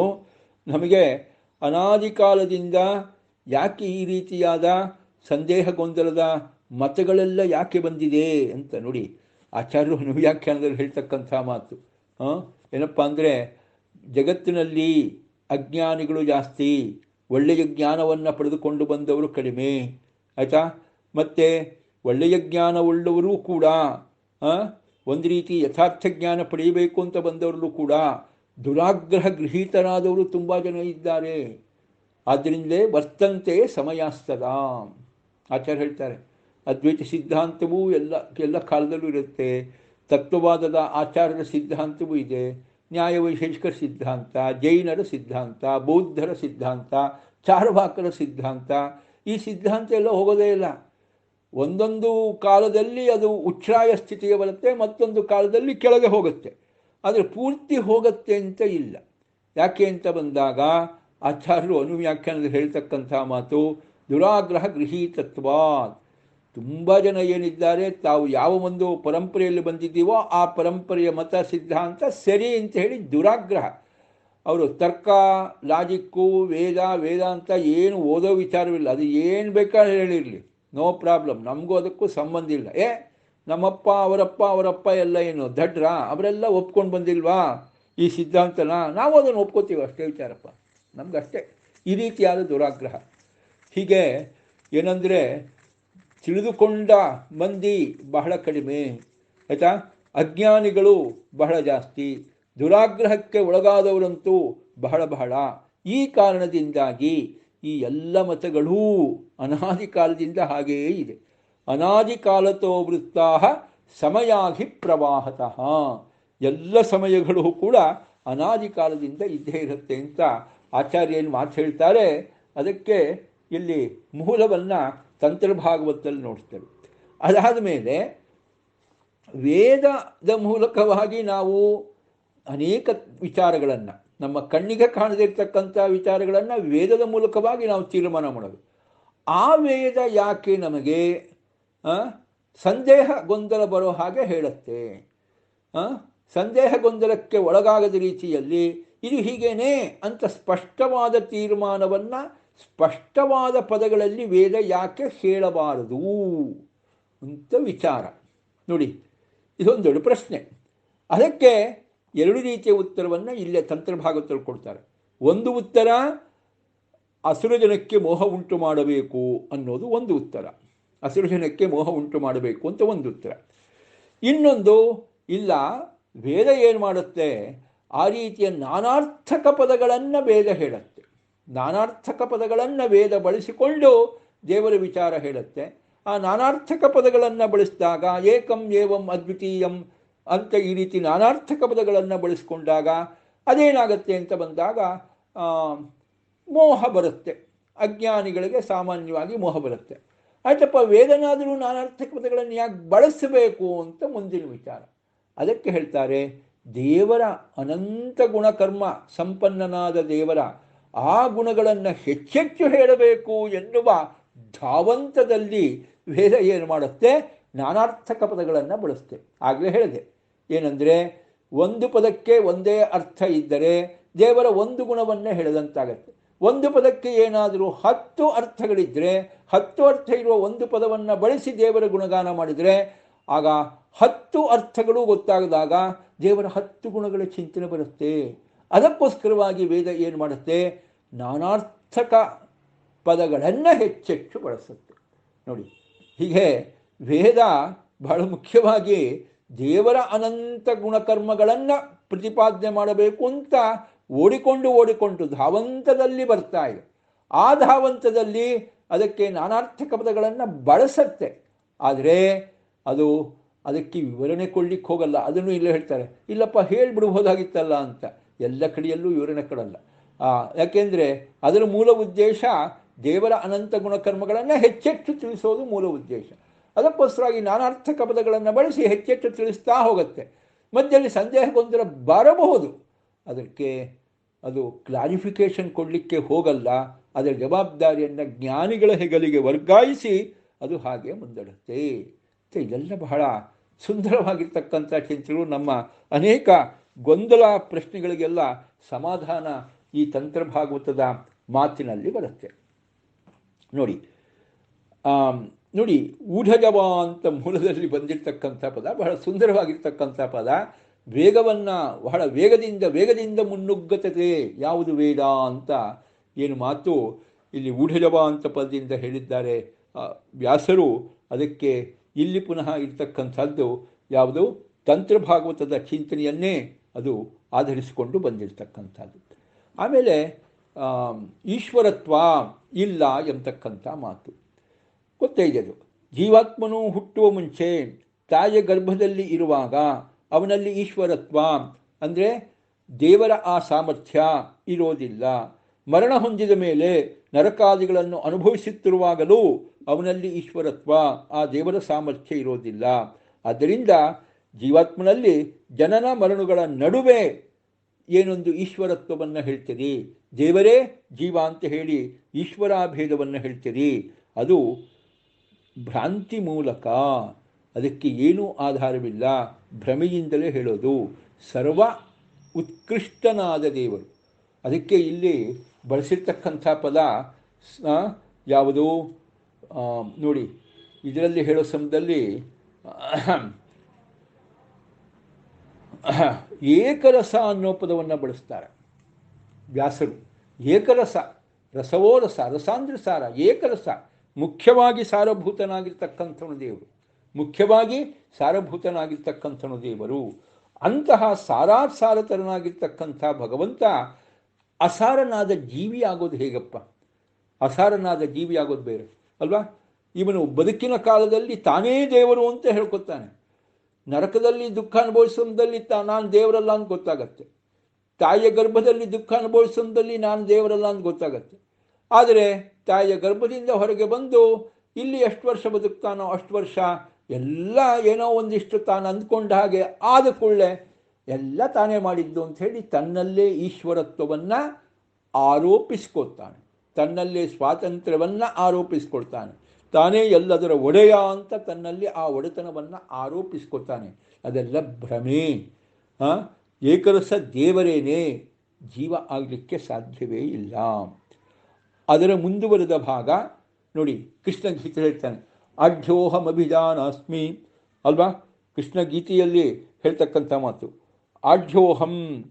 ಆಯ್ತಾ, ನಾನೇ ಆಢ್ಯ, ನಾನೇ ಏನಾಗಿದ್ದೇನೆ, ದೊಡ್ಡ ಶ್ರೀಮಂತ, ಅಭಿಜನವಾನಸ್ಮಿ, ನನಗೆ ಏನಪ್ಪ ಅಂದರೆ ಒಳ್ಳೆಯ ತಪಸ್ಸಿದೆ, ಒಳ್ಳೆಯ ರೀತಿಯಲ್ಲಿ ಮಾತುಗಾರಿಕೆ ಇದೆ, ಒಳ್ಳೆಯ ರೀತಿಯಲ್ಲಿ ದೊಡ್ಡ ದೊಡ್ಡ ಸಂಬಂಧಿಗಳಿದ್ದಾರೆ, ಇಂಥ ಮಾತೆಲ್ಲ ಆಡ್ತಾನೆ. ಎಲ್ಲ ಅಹಂಕಾರದ ಮಾತುಗಳು. ಆಯಿತಾ, ನಿಜವಾಗಿ ಯಾರೂ ಶ್ರೀಮಂತರಾಗಲಿಕ್ಕೆ ಸಾಧ್ಯವಿಲ್ಲ, ಯಾರೂ ಬುದ್ಧಿವಂತರಾಗಲಿಕ್ಕೆ ಸಾಧ್ಯವಿಲ್ಲ. ಅಂದರೆ ಶ್ರೀಮಂತಿಕೆ ಬುದ್ಧಿವಂತಿಕೆ ಇಲ್ವಾ? ಇದೆ, ದೇವರು ಕೊಟ್ಟದ್ದು, ತಾನೇ ತಾನಾಗಿ ಪಡೆದುಕೊಂಡದ್ದಲ್ಲ. ದೇವರ ಅನುಗ್ರಹದಿಂದ ಶ್ರೀಮಂತಿಕೆ ಬರಬಹುದು, ದೇವರ ಅನುಗ್ರಹದಿಂದ ಬುದ್ಧಿವಂತಿಕೆ ಬರಬಹುದು, ದೇವರ ಅನುಗ್ರಹದಿಂದ ಒಳ್ಳೆಯ ವಂಶದಲ್ಲಿ ಹುಟ್ಟಲಿಕ್ಕೆ ಬೇಕಾದ ತಪಸ್ಸು ಬರಬಹುದು, ಎಲ್ಲ ದೇವರ ಅನುಗ್ರಹದಿಂದ. ಆದ್ದರಿಂದ ನಾನೇ ಏನಾಗಿದ್ದೇನೆ, ತಪಸ್ಸು ಮಾಡಿ ಒಳ್ಳೆಯ ವಂಶದಲ್ಲಿ ಹುಟ್ಟಿದ್ದೇನೆ, ನಾನೇ ತುಂಬ ಓದಿ ಒಳ್ಳೆಯ ರೀತಿಯಿಂದ ಬುದ್ಧಿವಂತನಾಗಿದ್ದೇನೆ, ಇದು ತಪ್ಪು. ದೇವರ ಅನುಗ್ರಹ ಬೇಕೇ ಬೇಕು. ಬಿಂಬರೂಪಿ ಭಗವಂತನ ಅನುಗ್ರಹ ಇಲ್ಲದೆ ಪ್ರತಿಬಿಂಬರಾದ ಜೀವರಿಗೆ ಯಾವುದನ್ನೂ ಪಡೆಯಲಿಕ್ಕೆ ಸಾಧ್ಯವಿಲ್ಲ. ಈ ಅರ್ಥದಲ್ಲಿ ಜೀವ ಎಂದೆಂದೂ ಶ್ರೀಮಂತನಾಗೋದಿಲ್ಲ, ಅಭಿಜನ ಆಗೋದಿಲ್ಲ, ಬುದ್ಧಿವಂತ ಆಗೋದಿಲ್ಲ. ಅಂದರೆ ಸ್ವತಂತ್ರನಾಗಿ ಇದು ಯಾವುದನ್ನೂ ಪಡೆಯಲಿಕ್ಕೆ ಅವನ ಕೈಲಿ ಸಾಧ್ಯವಿಲ್ಲ. ಆ ರೀತಿ ಚಿಂತನೆ ಮಾಡಿದರೆ ಅದು ಇನ್ನೊಂದು ರೀತಿಯಿಂದ ಈಶ್ವರತ್ವವನ್ನು ನಮ್ಮಲ್ಲಿ ಆರೋಪಿಸಿಕೊಂಡಂತೆ. ನೋಡಿ, ಬಹಳ ಎಚ್ಚರಿಕೆ ಇರಬೇಕು. ನಾವು ಇನ್ನೊಬ್ಬರನ್ನ ಹೊಗಳಬೇಕಾದ್ರೂ ಎಚ್ಚರಿಕೆ ಇರಬೇಕು. ಇನ್ನೊಬ್ಬರೇನಾದರೂ ಹೊಗಳಿದಾಗ ಅದನ್ನು ಅಕ್ಸೆಪ್ಟ್ ಮಾಡ್ಕೋತಿಲ್ಲ ನಮಗೆ ನಾವೇ, ಆ ಸಂದರ್ಭದಲ್ಲೂ ಎಚ್ಚರಿಕೆ ಇರಬೇಕು. ಯಾರಾದರೂ ನೀ ಬಿಡಿಪ್ಪ ತುಂಬ ಬುದ್ಧಿವಂತರು ಅಂದರೆ, ಹೌದಪ್ಪ ಹೌದು, ತುಂಬ ಕಷ್ಟಪಟ್ಟು ಈ ಒಂದು ಬುದ್ಧಿವಂತಿಗೆ ನಾನು ಪಡ್ಕೊಂಡಿದ್ದೇನೆ ಅಂತ ಉತ್ತರ ಹೇಳಿಬಿಟ್ರೆ ಹೋಯ್ತಲ್ಲಿಗೆ. ಆಯಿತಾ, ನೋಡಿ, ಅದು ಅದ್ವೈತ ಸಿದ್ಧಾಂತವೇ ಬಂದ ಹಾಗೆ ಇನ್ನೊಂದು ರೀತಿಯಿಂದ. ಆ ರೀತಿ ಅಲ್ವೇ ಇಲ್ಲ. ಅದರಿಂದ ಅಢ್ಯೋಹಂ ಅಭಿಜಾನವಾನಸ್ಮಿ, ಇದೆಲ್ಲ ತಪ್ಪೆ. ಅದನ್ನೇ ಇಲ್ಲಿ ಹೇಳ್ತಾ ಬರ್ತಾರೆ. ಆ ರೀತಿಯಾದ ಚಿಂತನೆ ಯಾವುದ್ಯಾವುದು ಧನಿತ್ವ, ಕರ್ತೃತ್ವ, ಸಾಮರ್ಥ್ಯ ಮುಂತಾದ ಗುಣಗಳೆಲ್ಲ ಮುಖ್ಯವಾಗಿ ವಿಷ್ಣುವಿನಲ್ಲೇ ಇರುವಂತಹವುಗಳು. ಆದ್ದರಿಂದಾಗಿ ಜೀವನಲ್ಲಿ ಇಲ್ಲ. ಜೀವನಲ್ಲಿ ಆ ಗುಣಗಳು ಇದೆ ಅಂತ ನೀವು ಹಾಡಿ ಹೊಗಳಿದರೆ, ಆಯಿತಾ, ಜೀವಿಗಳು ಅದನ್ನು ಒಪ್ಪಿಕೊಂಡರೆ ಅದು ಜೀವೇಶ್ವರ ಭೇದದ ಚಿಂತನೆ ಬಂದ ಹಾಗೆ, ಅದು ತಪ್ಪು. ಜ್ಞಾನಿಗಳು ಅದನ್ನು ಸಮ್ಮತಿಸೋದಿಲ್ಲ ಅಂತ. ಹೀಗೆ ಬಹಳ ಸುಂದರವಾಗಿರ್ತಕ್ಕಂಥ ಅನೇಕ ಚಿಂತನೆಗಳು ತಂತ್ರಭಾಗವತದಲ್ಲಿ ಬರುತ್ತೆ. ಆಮೇಲೆ ಜೀವನಿಗೆ ಮತ್ತು ದೇವರಿಗೆ ಅಭೇದದ ವಿಚಾರ, ಜಗತ್ತಿಗೂ ಭಗವಂತನಿಂದ ಅಭೇದ ಹೇಳೋ ವಿಚಾರ. ಆಯಿತಾ, ಅಂಥ ಮಾತುಗಳು ವೇದದಲ್ಲಿ ಅಲ್ಲಲ್ಲಿ ಕಂಡು ಬರುತ್ತೆ, ಇಲ್ಲ ಅಂತಲ್ಲ. ಆಯಿತಾ, ಯಾವುದು ಅಂತ ಬಂದಾಗ ಸ ಆತ್ಮ ತತ್ವಮಸಿ ಶ್ವೇತಕೇತೋ, ಆ ಭಗವಂತನೇ ನೀನಾಗಿದ್ದಿ ಅಂತ ಹೇಳ್ತಕ್ಕಂಥ ಮಾತು. ಆಯಿತಾ, ಸರ್ವಂ ಖಲ್ವಿದಂ ಬ್ರಹ್ಮ, ಇದೆಲ್ಲವೂ ದೇವರೇ ಆಗಿದೆ ಎನ್ನುವ ಮಾತು. ಅದಕ್ಕೆಲ್ಲ ಬೇರೆ ಅರ್ಥವನ್ನು ಹೇಳಬೇಕು. ಲೋಕದಲ್ಲೂ ಕೂಡ ಅಂತಹ ಮಾತುಗಳು ಕಂಡು ಬಂದಾಗ ನಾವು ಅದನ್ನು ಅಭೇದ ಪರವಾದ ಅರ್ಥ ಮಾಡೋದಿಲ್ಲ. ಆಯಿತಾ, ಯಾವ ಅರ್ಥ ಮಾಡ್ತೀವಿ ಅನ್ನೋದನ್ನು ಪುನಃ ಎಲ್ಲಿ ತಿಳಿಸ್ಕೊಡ್ತಾರೆ? ಆಯಿತಾ, ವಾರಾಹ ಪುರಾಣದ ಮಾತಿನಿಂದ ತಿಳಿಸ್ಕೊಡ್ತಾರೆ. ವಾರಾಹ ಪುರಾಣದಲ್ಲಿ ಏನು ಹೇಳ್ತಾರೆ? ಜೀವಸ್ಯ ಜಗದಶ್ಚೈವ ಯದೀಶಾ ಭೇದತೋ ವಚಃ ಅತಾತ್ವಿಕಂ ಜಗಚ್ಚೇತಿ ವಿಷ್ಣುಧೀನತ್ವವಾಚಕಂ ಅಭೇದಸ್ತು ಕುತಸ್ತಸ್ಯ ಪರಮಸ್ಯ ಅವರೇಣತು ಮಿಥ್ಯಾತ್ವಂಚ ಕುತಸ್ತಸ್ಯ ಜಗತೋ ನಿತ್ಯವರ್ತನಾತ್. ನೋಡಿ, ಜೀವನಿಗೂ ಜಗತ್ತಿಗೂ ಭಗವಂತನಿಂದ ಅಭೇದವನ್ನು ತಿಳಿಸುವ ಮಾತುಗಳು, ಜಗತ್ತಿಗೆ ಅಸತ್ಯತ್ವವನ್ನು ತಿಳಿಸುವ ಮಾತುಗಳು ಅಲ್ಲಲ್ಲಿ ಕಂಡು ಬರಬಹುದು. ಅದರ ಅಭಿಪ್ರಾಯ ಭಗವದ್ ಅಧೀನತ್ವವನ್ನು ತಿಳಿಸುವ ಅಭಿಪ್ರಾಯವೇ ಹೊರತು ದೇವರೇ ಈ ಜಗತ್ತಾಗಿದೆ ಅಂತ ಹೇಳುವ ಅಭಿಪ್ರಾಯವಲ್ಲ. ನೋಡಿ, ಇದೇನೆಂದರೆ ಈ ಸರ್ವಂ ಖಲ್ವಿದಂ ಬ್ರಹ್ಮ ಅದು ಅಷ್ಟೇ ಎಲ್ಲರಿಗೂ ಬಹಳ ಗೊಂದಲವನ್ನು ಉಂಟು ಮಾಡುತ್ತೆ. ಇದೆಲ್ಲವೂ ದೇವರೇ ಅಂತ ಹೇಳಿಬಿಡ್ತಾರೆ. ಏನಿದೆ ಇದೆಲ್ಲವೂ ದೇವರೇ ಅಂದರೆ?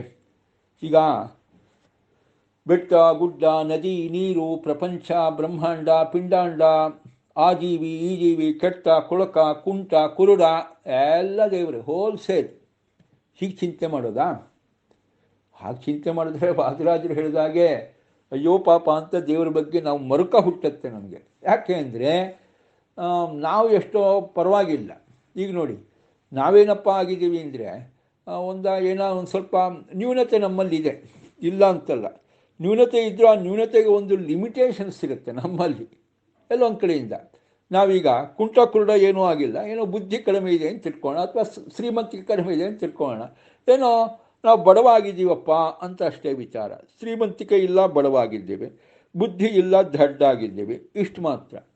ಆದರೆ ದೇವರಿಗೆ ಎಲ್ಲರಿಂದ ಅಭೇದ ಹೇಳಿದಾಗ ದಡ್ಡನ ಅಭೇದನೂ ದೇವರಿಗೆ, ಕುಂಟನ ಅಭೇದನೂ ದೇವರಿಗೆ, ಕುರುಡನ ಅಭೇದವೂ ದೇವರಿಗೆ. ಹಾಗಾದರೆ ದೇವ ಕುರುಡನೂ ಆದ, ಕುಂಟನೂ ಆದ, ದಡ್ಡನೂ ಆದ, ಬುದ್ಧಿ ಇಲ್ಲದೆ ಇದ್ದವನಾದ, ಎಲ್ಲವೂ ಆಗ್ಬಿಟ್ಟ. ಸೊ ದೇವರು ಏನಾಗ್ಬಿಟ್ಟ? ಸರ್ವಗುಣ ಪರಿಪೂರ್ಣ ಆಗಲಿಲ್ಲ, ಸರ್ವದೋಷ ಪರಿಪೂರ್ಣ ಆಗಿಬಿಟ್ಟ. ಇಂಥ ಕಥೆ ಆಗುತ್ತೆ ದೇವ್ರ ಕಥೆ ಅಂದರೆ, ಇಂಥದ್ದಾಗತ್ತೆ. ಪಾಪ ದೇವ್ರನ್ನ ಕಂಡ್ರೆ ಅಯ್ಯೋ ಪಾಪ ಅಂತ ನಾವೆಲ್ಲ ಏನು ಹೇಳಬೇಕು, ಏನು ಮಾಡೋದು ಪಾಪ, ದೇವರ ಅವಸ್ಥೆ ಹಿಂಗಾಗ್ಬಿಟ್ಟಿದಲ್ಲಪ್ಪ ಅಂತ ನಾವು ದೇವರ ಬಗ್ಗೆ ಮರುಕ ಪಡ್ತಕ್ಕಂಥ ವಿಚಾರ ಆಗ್ಬಿಡುತ್ತೆ. ಆದ್ದರಿಂದ ಸರ್ವಂ ಖಲ್ವಿದಂ ಬ್ರಹ್ಮ ಅಂದರೆ ಆ ರೀತಿ ಅರ್ಥ ಮಾಡೋದಲ್ವೇ ಇಲ್ಲ. ಈಗ ದೇವರು ಅಂತ ಚಿಂತನೆ ಬಂದಾಗಲೇ ನಮ್ಮೆಲ್ಲರ ಇಂಥ ಮೇಲೆ ಅನ್ನೋ ಚಿಂತನೆಯಲ್ಲೇ ನಾವು ದೇವರನ್ನು ಒಪ್ಪೋದು. ನಮಗೆ ಆಗದೇ ಇದ್ದದ್ದು ಏನಿದೆ ಅದನ್ನು ದೇವರು ಮಾಡ್ತಾ ಇದ್ದಾನೆ ಅಂತ ಚಿಂತನೆಯಲ್ಲೇ ದೇವರನ್ನು ಒಪ್ಪೋದು ನಾವು, ಆಯಿತಾ. ಈಗ ಆ ದೇವರು ಈ ತರಹ ಆಗಿಬಿಟ್ರೆ ಸರ್ವದೋಷ ಪರಿಪೂರ್ಣ ದೇವರನ್ನು ತಗೊಂಡು ಮಾಡೋದಾದರೂ ಏನು ಅಂತ ಹೀಗೆ ವಿಚಾರ ಬರುತ್ತೆ. ಅದರಿಂದಾಗಿ ಸರ್ವಸ್ಥ ಜೀವ ಜಡಕ್ಕಿಂತ ಅಭಿನ್ನನಾದ ದೇವರ ಚಿಂತನೆ ಬರೋದೇ ಅಲ್ಲ. ಹಾಗಾದರೆ ಸರ್ವಂ ಖಲು ಇದಂ ಬ್ರಹ್ಮ ಅಂದ್ರೇನು ಅಭಿಪ್ರಾಯ? ಇದಂ ಸರ್ವಂ ಬ್ರಹ್ಮಾಧೀನಂ ಅಷ್ಟೇ ಅಭಿಪ್ರಾಯ. ಇದೆಲ್ಲವೂ ಭಗವಂತನ ಅಧೀನ ಅನ್ನೋ ಅರ್ಥದಲ್ಲೇನೆ ಇದೆಲ್ಲವೂ ದೇವರೇ. ಇದೆಲ್ಲವೂ ದೇವರೇ ಅಂದರೆ ಇದೆಲ್ಲವೂ ದೇವರ ಅಧೀನ, ಇದೆಲ್ಲವೂ ದೇವರ ಅಧೀನ ಅಂತಲೇ ಅಭಿಪ್ರಾಯ. ನಾನು ಅನೇಕ ಬಾರಿ ಈ ವಿಚಾರವನ್ನು ಕೂಡ ಹೇಳಿದ್ದೇನೆ ಪ್ರವಚನಗಳಲ್ಲಿ. ಒಂದು ಕಾಲದಲ್ಲಿ ತುಂಬ ಹಳಬರಿಗೆಲ್ಲ ಗೊತ್ತಿರುತ್ತೆ, ಇಂದಿರಾ ಗಾಂಧಿಯವರು ನಮ್ಮ ದೇಶವನ್ನು ಆಳ್ತಾ ಇದ್ರಲ್ಲ, ಆಗ ಎಲ್ಲ ಅವ್ರದ್ದೇ ದೊಡ್ಡ ಸಾಮ್ರಾಜ್ಯ ಆಗಿತ್ತು, ಎಲ್ಲ ಅವ್ರದ್ದೇ ಮುಖ್ಯವಾದ ತೀರ್ಮಾನ ಅಂತ ಆಗಿರೋ ಕಾಲದಲ್ಲಿ ಆಗಿನ ಕಾಲದಲ್ಲಿ ಒಬ್ಬರು ಇದ್ದರು, ಕಾಂಗ್ರೆಸ್ ಪ್ರೆಸಿಡೆಂಟು. ಅವ್ರು ಹೇಳಿದರು ಇಂದಿರಾ ಈಸ್ ಇಂಡಿಯಾ ಅಂತ. ಇಂದಿರಾ ಈಸ್ ಇಂಡಿಯಾ ಅಂದ್ಬಿಟ್ರು. ಅವ್ರಿಗೆ ಪಾಪ ಸ್ಪೆಲ್ಲಿಂಗಲ್ಲೂ ಅಂತೇನು ವ್ಯತ್ಯಾಸ ಬರಲ್ಲ, ಇಂದಿರಾ ಇಂಡಿಯಾ ಎಲ್ಲ ಆಗಿಬಿಡುತ್ತೆ ಅಂತ ಹಾಗೆಲ್ಲ ಪಾಪ ಏನೋ ಹಾಡಿ ಹೋಗಿಬಿಟ್ರು, ಆಯಿತಾ. ಅವರ ಮತ ಪ್ರಕಾರನಾದರೂ ಏನು ಅಭಿಪ್ರಾಯ? ಇಂದಿರಾ ಈಸ್ ಇಂಡಿಯಾ ಅಂದರೆ ಇಂಡಿಯಾದಲ್ಲಿರ್ತಕ್ಕಂಥ ಕಲ್ಲು ಮಣ್ಣು ಎಲ್ಲವೂ ಕೂಡ ಇಂದಿರಾ ಗಾಂಧಿ ಅಂತ ಅಲ್ಲ. ಏನು ಅಭಿಪ್ರಾಯ? ಇಂದಿರಾ ಗಾಂಧಿ ಸೋ ಪವರ್ಫುಲ್ ಅಷ್ಟೇ ವಿಚಾರ. ಶಿ ವಾಸ್ ಸೋ ಪವರ್ಫುಲ್, ತುಂಬ ಪವರ್ಫುಲ್. ಆದ್ದರಿಂದಾಗಿ ಇಂದಿರಾ ಈಸ್ ಇಂಡಿಯಾ. ಇಂಡಿಯಾದಲ್ಲಿ ಏನು ಬೇಕಾದರೂ ಯಾವುದನ್ನು ಅಂದರೆ ನೀತಿ ನಿಯಮಗಳನ್ನು ಮಾಡಿ ಅದನ್ನು ಲಾಗುಗೆ ತರ್ತಾರೆ, ಚಾಲ್ತಿಗೆ ತರ್ತಾರೆ ಅಂತ ಎಲ್ಲ ಈ ರೀತಿ ಅವರನ್ನು ಹಾಡಿ ಹೊಗಳುವ ಭರದಲ್ಲಿ ಇಂದಿರಾ ಈಸ್ ಇಂಡಿಯಾ ಅಂದರೆ ಇಂದಿರಾ ಗಾಂಧಿ ಆಗಿನ ಕಾಲದಲ್ಲಿ ಈ ದೇಶದಲ್ಲಿ ಅಷ್ಟು ಪವರ್ಫುಲ್ಲಾಗಿದ್ದರು ಅಂತ ಹೇಳೋದು ಅಭಿಪ್ರಾಯ ಹೊರತು ಜಡವಾದ ಗುಡ್ಡ ಮತ್ತು ನದಿ, ಬೆಟ್ಟ, ಗುಡ್ಡ ಇದರಿಂದ ಅಭೇದವನ್ನು ಇಂದಿರಾ ಗಾಂಧಿಯವ್ರಿಗೆ ಹೇಳೋ ವಿಚಾರ ಖಂಡಿತವಾಗಿಯೂ ಅಲ್ಲ ಅಲ್ವಾ. ನೋಡಿ, ಹಾಗೇನೇ ದೇವರೇ ಎಲ್ಲ ಅಂದರೆ ದೇವರು ಪವರ್ಫುಲ್ ಅಂತ ಅಷ್ಟೇ ವಿಚಾರ. ದೇವರು ಪವರ್ಫುಲ್ ಅಷ್ಟೇ ವಿಚಾರ. ಎಲ್ಲವೂ ದೇವರ ಅಧೀನ. ಇಂದಿರಾ ಗಾಂಧಿಯ ಅಧೀನದಲ್ಲಿ ಇಂಡಿಯಾ ಆಗಿನ ಕಾಲದಲ್ಲಿ ಇತ್ತು ಅನ್ನೋ ಕಾರಣಕ್ಕೆ ಇಂದಿರಾ ಈಸ್ ಇಂಡಿಯಾ. ಹಾಗೆಯೇ ಆಯಿತಾ, ಸರ್ವಂ ಖಲು ಇದಂ ಬ್ರಹ್ಮ ಅಂದರೆ ಇದೆಲ್ಲವೂ ದೇವರ ಅಧೀನ, ಇದೆಲ್ಲವೂ ದೇವರ ಅಧೀನ. ಈ ಬ್ರಹ್ಮಾಂಡದ ಪಾರುಪತ್ಯ ಎಲ್ಲ ದೇವರ ಕೈಲಿದೆ. ಇಂಡಿಯಾದ ಪಾರುಪತ್ಯ ಇಂದಿರಾ ಗಾಂಧಿಯವರ ಕೈಯಲ್ಲಿ ಇದೆ ಅಂತ ಹೇಳೋ ಹಾಗೆ ಈ ಒಂದು ಪಾರುಪತ್ಯ ಎಲ್ಲ ಯಾರ ಕೈಲಿದೆ? ದೇವರ ಕೈಲಿದೆ. ದೇವರ ಕೈಲಿದೆ. ಅದಕ್ಕೋಸ್ಕರವಾಗಿ ಸರ್ವಂ ಖಲು ಇದಂ ಬ್ರಹ್ಮ ಅಂತ ವಿಚಾರ ಆಯಿತಾ. ಮತ್ತು ಕೃಷ್ಣ ಗೀತೆಯಲ್ಲಿ ಹೇಳ್ತಾನೆ, ಸರ್ವೇಶತ್ವಾತ್ ಸರ್ವಗತ್ವಾತ್ ಸರ್ವಸ್ಯ ಪ್ರಭವಾಪ್ಯಯಾತ್ ಸರ್ವಸ್ಯ ಸರ್ವದಾ ಜ್ಞಾನಾತ್ ಸರ್ವಮೇನಂ ಪ್ರತ್ಯಕ್ಷತೆ. ಗೀತೆಯಲ್ಲಿ ಹೇಳೋದು ಇನ್ನೊಂದು ಮಾತು, ಸರ್ವವ್ಯಾಪ್ತತ್ವಾತ್ ಸರ್ವ. ಗೀತೆಯಲ್ಲಿ ಕೃಷ್ಣ ಅರ್ಜುನನಿಗೆ, ಅರ್ಜುನ ಮತ್ತು ಕೃಷ್ಣ ಗೀತಾ ಸಂವಾದ ಬರುತ್ತಲ್ಲ, ಅಲ್ಲಿ ಬರ್ತಕ್ಕಂಥ ಮಾತು ಸರ್ವವ್ಯಾಪ್ತತ್ವಾತ್ ಸರ್ವ. ಎಲ್ಲ ಕಡೆಯಲ್ಲೂ ದೇವರು ವ್ಯಾಪಿಸಿದ್ದಾನೆ, ಆದ್ದರಿಂದ ದೇವರೇ ಎಲ್ಲ, ದೇವರೇ ಎಲ್ಲ. ಮಹಾಭಾರತದಲ್ಲಿ ಬರ್ತಕ್ಕಂಥ ಮಾತಿನಲ್ಲಿ ಸರ್ವೇಶತ್ವಾತ್, ದೇವರು ಎಲ್ಲ. ಯಾಕೆ? ದೇವರು ಎಲ್ಲದರ ಒಡೆಯ, ಆದ್ದರಿಂದ ದೇವರೇ ಎಲ್ಲ. ಎಲ್ಲದರ ಸೃಷ್ಟಿಕರ್ತ, ಆದ್ದರಿಂದ ದೇವರೇ ಎಲ್ಲ. ಎಲ್ಲದರ ಸ್ಥಿತಿಕರ್ತ, ಸಂಹಾರಕರ್ತ, ಜ್ಞಾನ ಅಜ್ಞಾನ ಬಂಧ ಮೋಕ್ಷಕರ್ತ, ಅದಕ್ಕೆ ದೇವರೇ ಎಲ್ಲ. ಎಲ್ಲವನ್ನೂ ದೇವರು ಬಲ್ಲ, ಅವನು ಸರ್ವಜ್ಞ, ಆದ್ದರಿಂದ ದೇವರೇ ಎಲ್ಲ. ಸರ್ವೇಶತ್ವಾತ್, ಎಲ್ಲದಕ್ಕೂ ಈಶಾ. ಸರ್ವಗತ್ವಾತ್, ಎಲ್ಲ ಕಡೆ ವ್ಯಾಪಿಸಿದ್ದಾನೆ. ಸರ್ವಸ್ಯ ಪ್ರಭವಾಪ್ಯಾತ್, ಎಲ್ಲದರ ಪ್ರಭವ ಅಪ್ಯಯ, ಸೃಷ್ಟಿ ಸಂಹಾರಾದಿಗಳಿಗೆ ಕಾರಣನಾಗಿದ್ದಾನೆ. ಸರ್ವಸ್ಯ ಸರ್ವದಾ ಜ್ಞಾನ, ಎಲ್ಲವನ್ನೂ ಎಲ್ಲ ಕಾಲದಲ್ಲೂ ಬಲ್ಲವನಾಗಿದ್ದಾನೆ. ಹೀಗಾಗಿ ದೇವರೇ ಎಲ್ಲ. ನೋಡಿ, ಇದು ನಾವು ಲೌಕಿಕವಾದ ವ್ಯವಹಾರದಲ್ಲೂ ಇಂಥ ಮಾತುಗಳಿದೆ. ಇಂದಿರಾ ಈಸ್ ಇಂಡಿಯಾ ಅಂತ ಹೇಳಿದೆ. ನೀವು ಎಲ್ಲ ಕಡೆ, ತುಂಬ ಕಡೆ ಅಂಥ ಲೌಕಿಕ ವ್ಯವಹಾರಗಳು ಇದ್ದೇ ಇದೆ, ಇಲ್ಲ ಅಂತಲ್ಲ ಆಯಿತಾ. ನಮಗೆ ನಮ್ಮ ಬಾಳಿನಲ್ಲಿ ಬದುಕಿನಲ್ಲಿ ಎಲ್ಲವನ್ನೂ ಕೂಡ ಕರುಣಿಸಿರ್ತಕ್ಕಂಥವ್ರು ಯಾರಾದರೂ ಇದ್ದರೆ ಅವರ ಬಗ್ಗೆ ನಾವು ಹೇಳ್ತೇವೆ, ಸ್ವಾಮಿ ನಮ್ಮ ಬಾಳಿನಲ್ಲಿ ಇವರೇ ಎಲ್ಲ, ನಮ್ಮ ಬಾಳಿನಲ್ಲಿ ಇವರೇ ಎಲ್ಲ. ಅಂದರೆ ಇವರೇ ನನ್ನ ಹುಟ್ಟಿಗೆ ಕಾರಣರಾದವರು ಇವರೇ, ಆಮೇಲಿಂದ ಏನು ಮಾಡಿದವರು, ವಿದ್ಯಾಭ್ಯಾಸ ಕೊಟ್ಟವರು ಇವರೇ, ಮುಂಜಿ ಮಾಡಿದವರು ಇವರೇ, ಕೆಲಸ ಕೊಟ್ಟವರು ಇವರೇ, ಮನೆ ಮಾಡಿಸ್ಕೊಟ್ಟವರು ಇವರೇ ಅಂತ ಬಂದಾಗ ನನ್ನ ಪಾಲಿಗೆ ಇವರೇ ಎಲ್ಲ ಅಂದರೆ ಇವರೇ ಎಲ್ಲ ಕೊಟ್ಟವರು ಅಂತ, ಇವರೇ ಎಲ್ಲ ಕೊಟ್ಟವರು.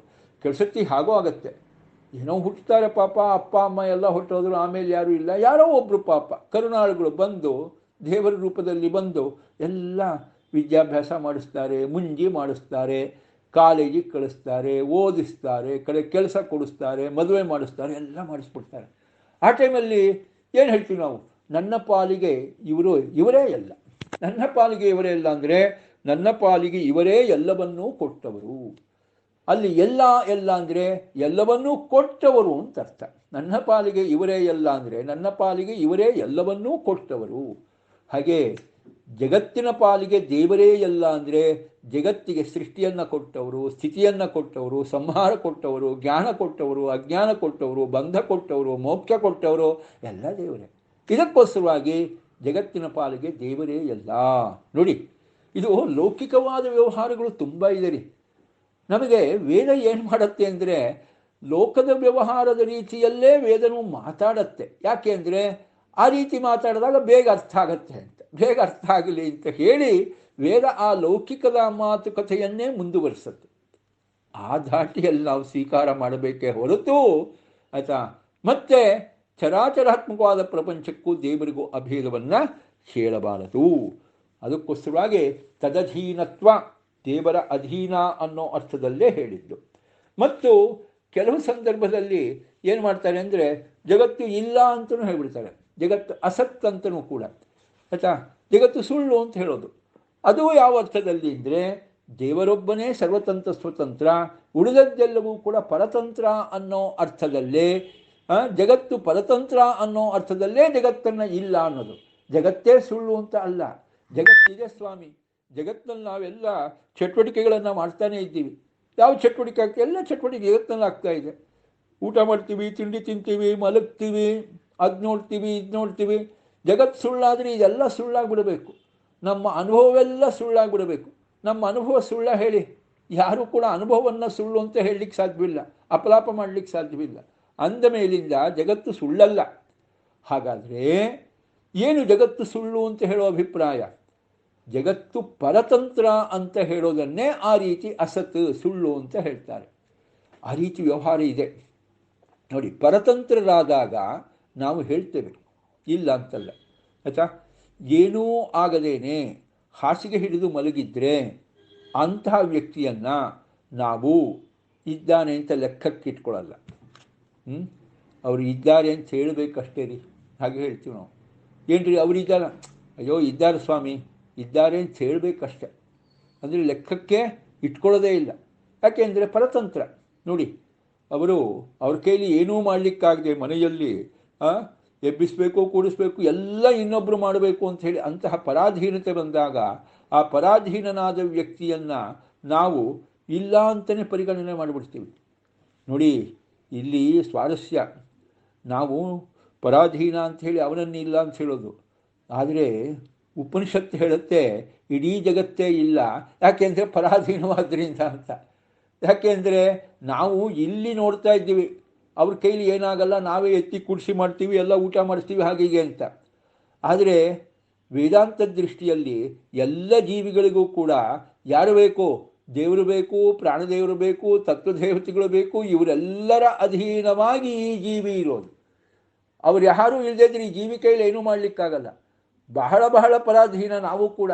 ನಾವು ಇನ್ನೊಬ್ಬರನ್ನ ಪಾಪ ಮನೆಯಲ್ಲಿ ಕೈಲಾಗಲ್ಲ, ಪರಾಧೀನ ಆದ್ದರಿಂದ ಇಲ್ಲ ಅಂತ ನಾವು ಅವರಿಗೇನೋ ಹೇಳಿದ್ರೆ ನಿಜವಾಗಿ ಅದು ನಮಗೂ ಅಪ್ಲೈ ಆಗ್ತಕ್ಕಂಥ ಮಾತೆ, ಆಯಿತಾ? ನಮಗೂ ಅಪ್ಲೈ ಆಗ್ತಕ್ಕಂಥ ಮಾತೆ. ಆದ್ದರಿಂದಾಗಿ ಪರಾಧೀನವೋ ಪರಾಧೀನವಾದಾಗ ಅದನ್ನು ಇಲ್ಲ ಅಂತಲೇ ಹೇಳೋದು. ಹಾಗೆ ಜಗತ್ತೋ ನಾಸ್ತಿತ ಶೈವ ಯಾ ಪರಾಧೀನತಾ ಮತ ಅಂತ ಆಚಾರ್ಯರು ಮತ್ತೊಂದು ಕಡೆಯಲ್ಲಿ ಭಾಗವತ್ ತಾತ್ಪರ್ಯದಲ್ಲೇ ಹೇಳ್ತಕ್ಕಂಥ ಮಾತು. ಜಗತ್ತು ಇಲ್ಲ ಇಲ್ಲ ಅಂದರೆ ಪರಾಧೀನವಾಗಿದೆ, ಆದ್ದರಿಂದ ಇಲ್ಲ ಅಂತಲೇ ಅಭಿಪ್ರಾಯ. ಆದ್ದರಿಂದ ಎಲ್ಲವೂ ಜಗತ್ತೇ ಅಂತ ಹೇಳುವ ಅಭಿಪ್ರಾಯ, ಎಲ್ಲ ಜಗತ್ತು ದೇವರ ಅಧೀನ, ಆಯಿತಾ? ಅದಕ್ಕಾಗಿ ಜಗತ್ತೇ ಇಲ್ಲ, ಜೀವಿಗಳೇ ಇಲ್ಲ ಅಂತ ಹೇಳುವ ಅಭಿಪ್ರಾಯ. ಸರ್ವತಂತ್ರ ಸ್ವತಂತ್ರವಾಗಿ ಜಗತ್ತು ಇಲ್ಲ, ಜೀವಿಗಳಿಲ್ಲ, ಜೀವಿಗಳು ಜಗತ್ತು ಪರಾಧೀನವಾಗಿ ಇದೆ ಅಂತಲೇ ಅಭಿಪ್ರಾಯ. ಆದರೆ ಜಗತ್ತು ಸುಳ್ಳು ಅಂತ ಅಲ್ಲ, ಜಗತ್ತು ಯಾವತ್ತೂ ಇದ್ದೇ ಇದೆಯಪ್ಪ, ಯಾವತ್ತೂ ಇದ್ದೇ ಇದೆ, ನಮ್ಮ ಅನುಭವಕ್ಕೆ ಗೋಚರವಾಗಿದೆ. ಆ ಜಗತ್ತನ್ನು ಇಲ್ಲ ಅಂತ ಹೇಳೋದಾದರೂ ಹೇಗೆ? ಇಷ್ಟು ವಿಚಾರವನ್ನು ವಾರಾಹ ಪುರಾಣದ ಮೂಲಕವಾಗಿ ನಾವು ತಿಳ್ಕೊಳ್ಬೋದು.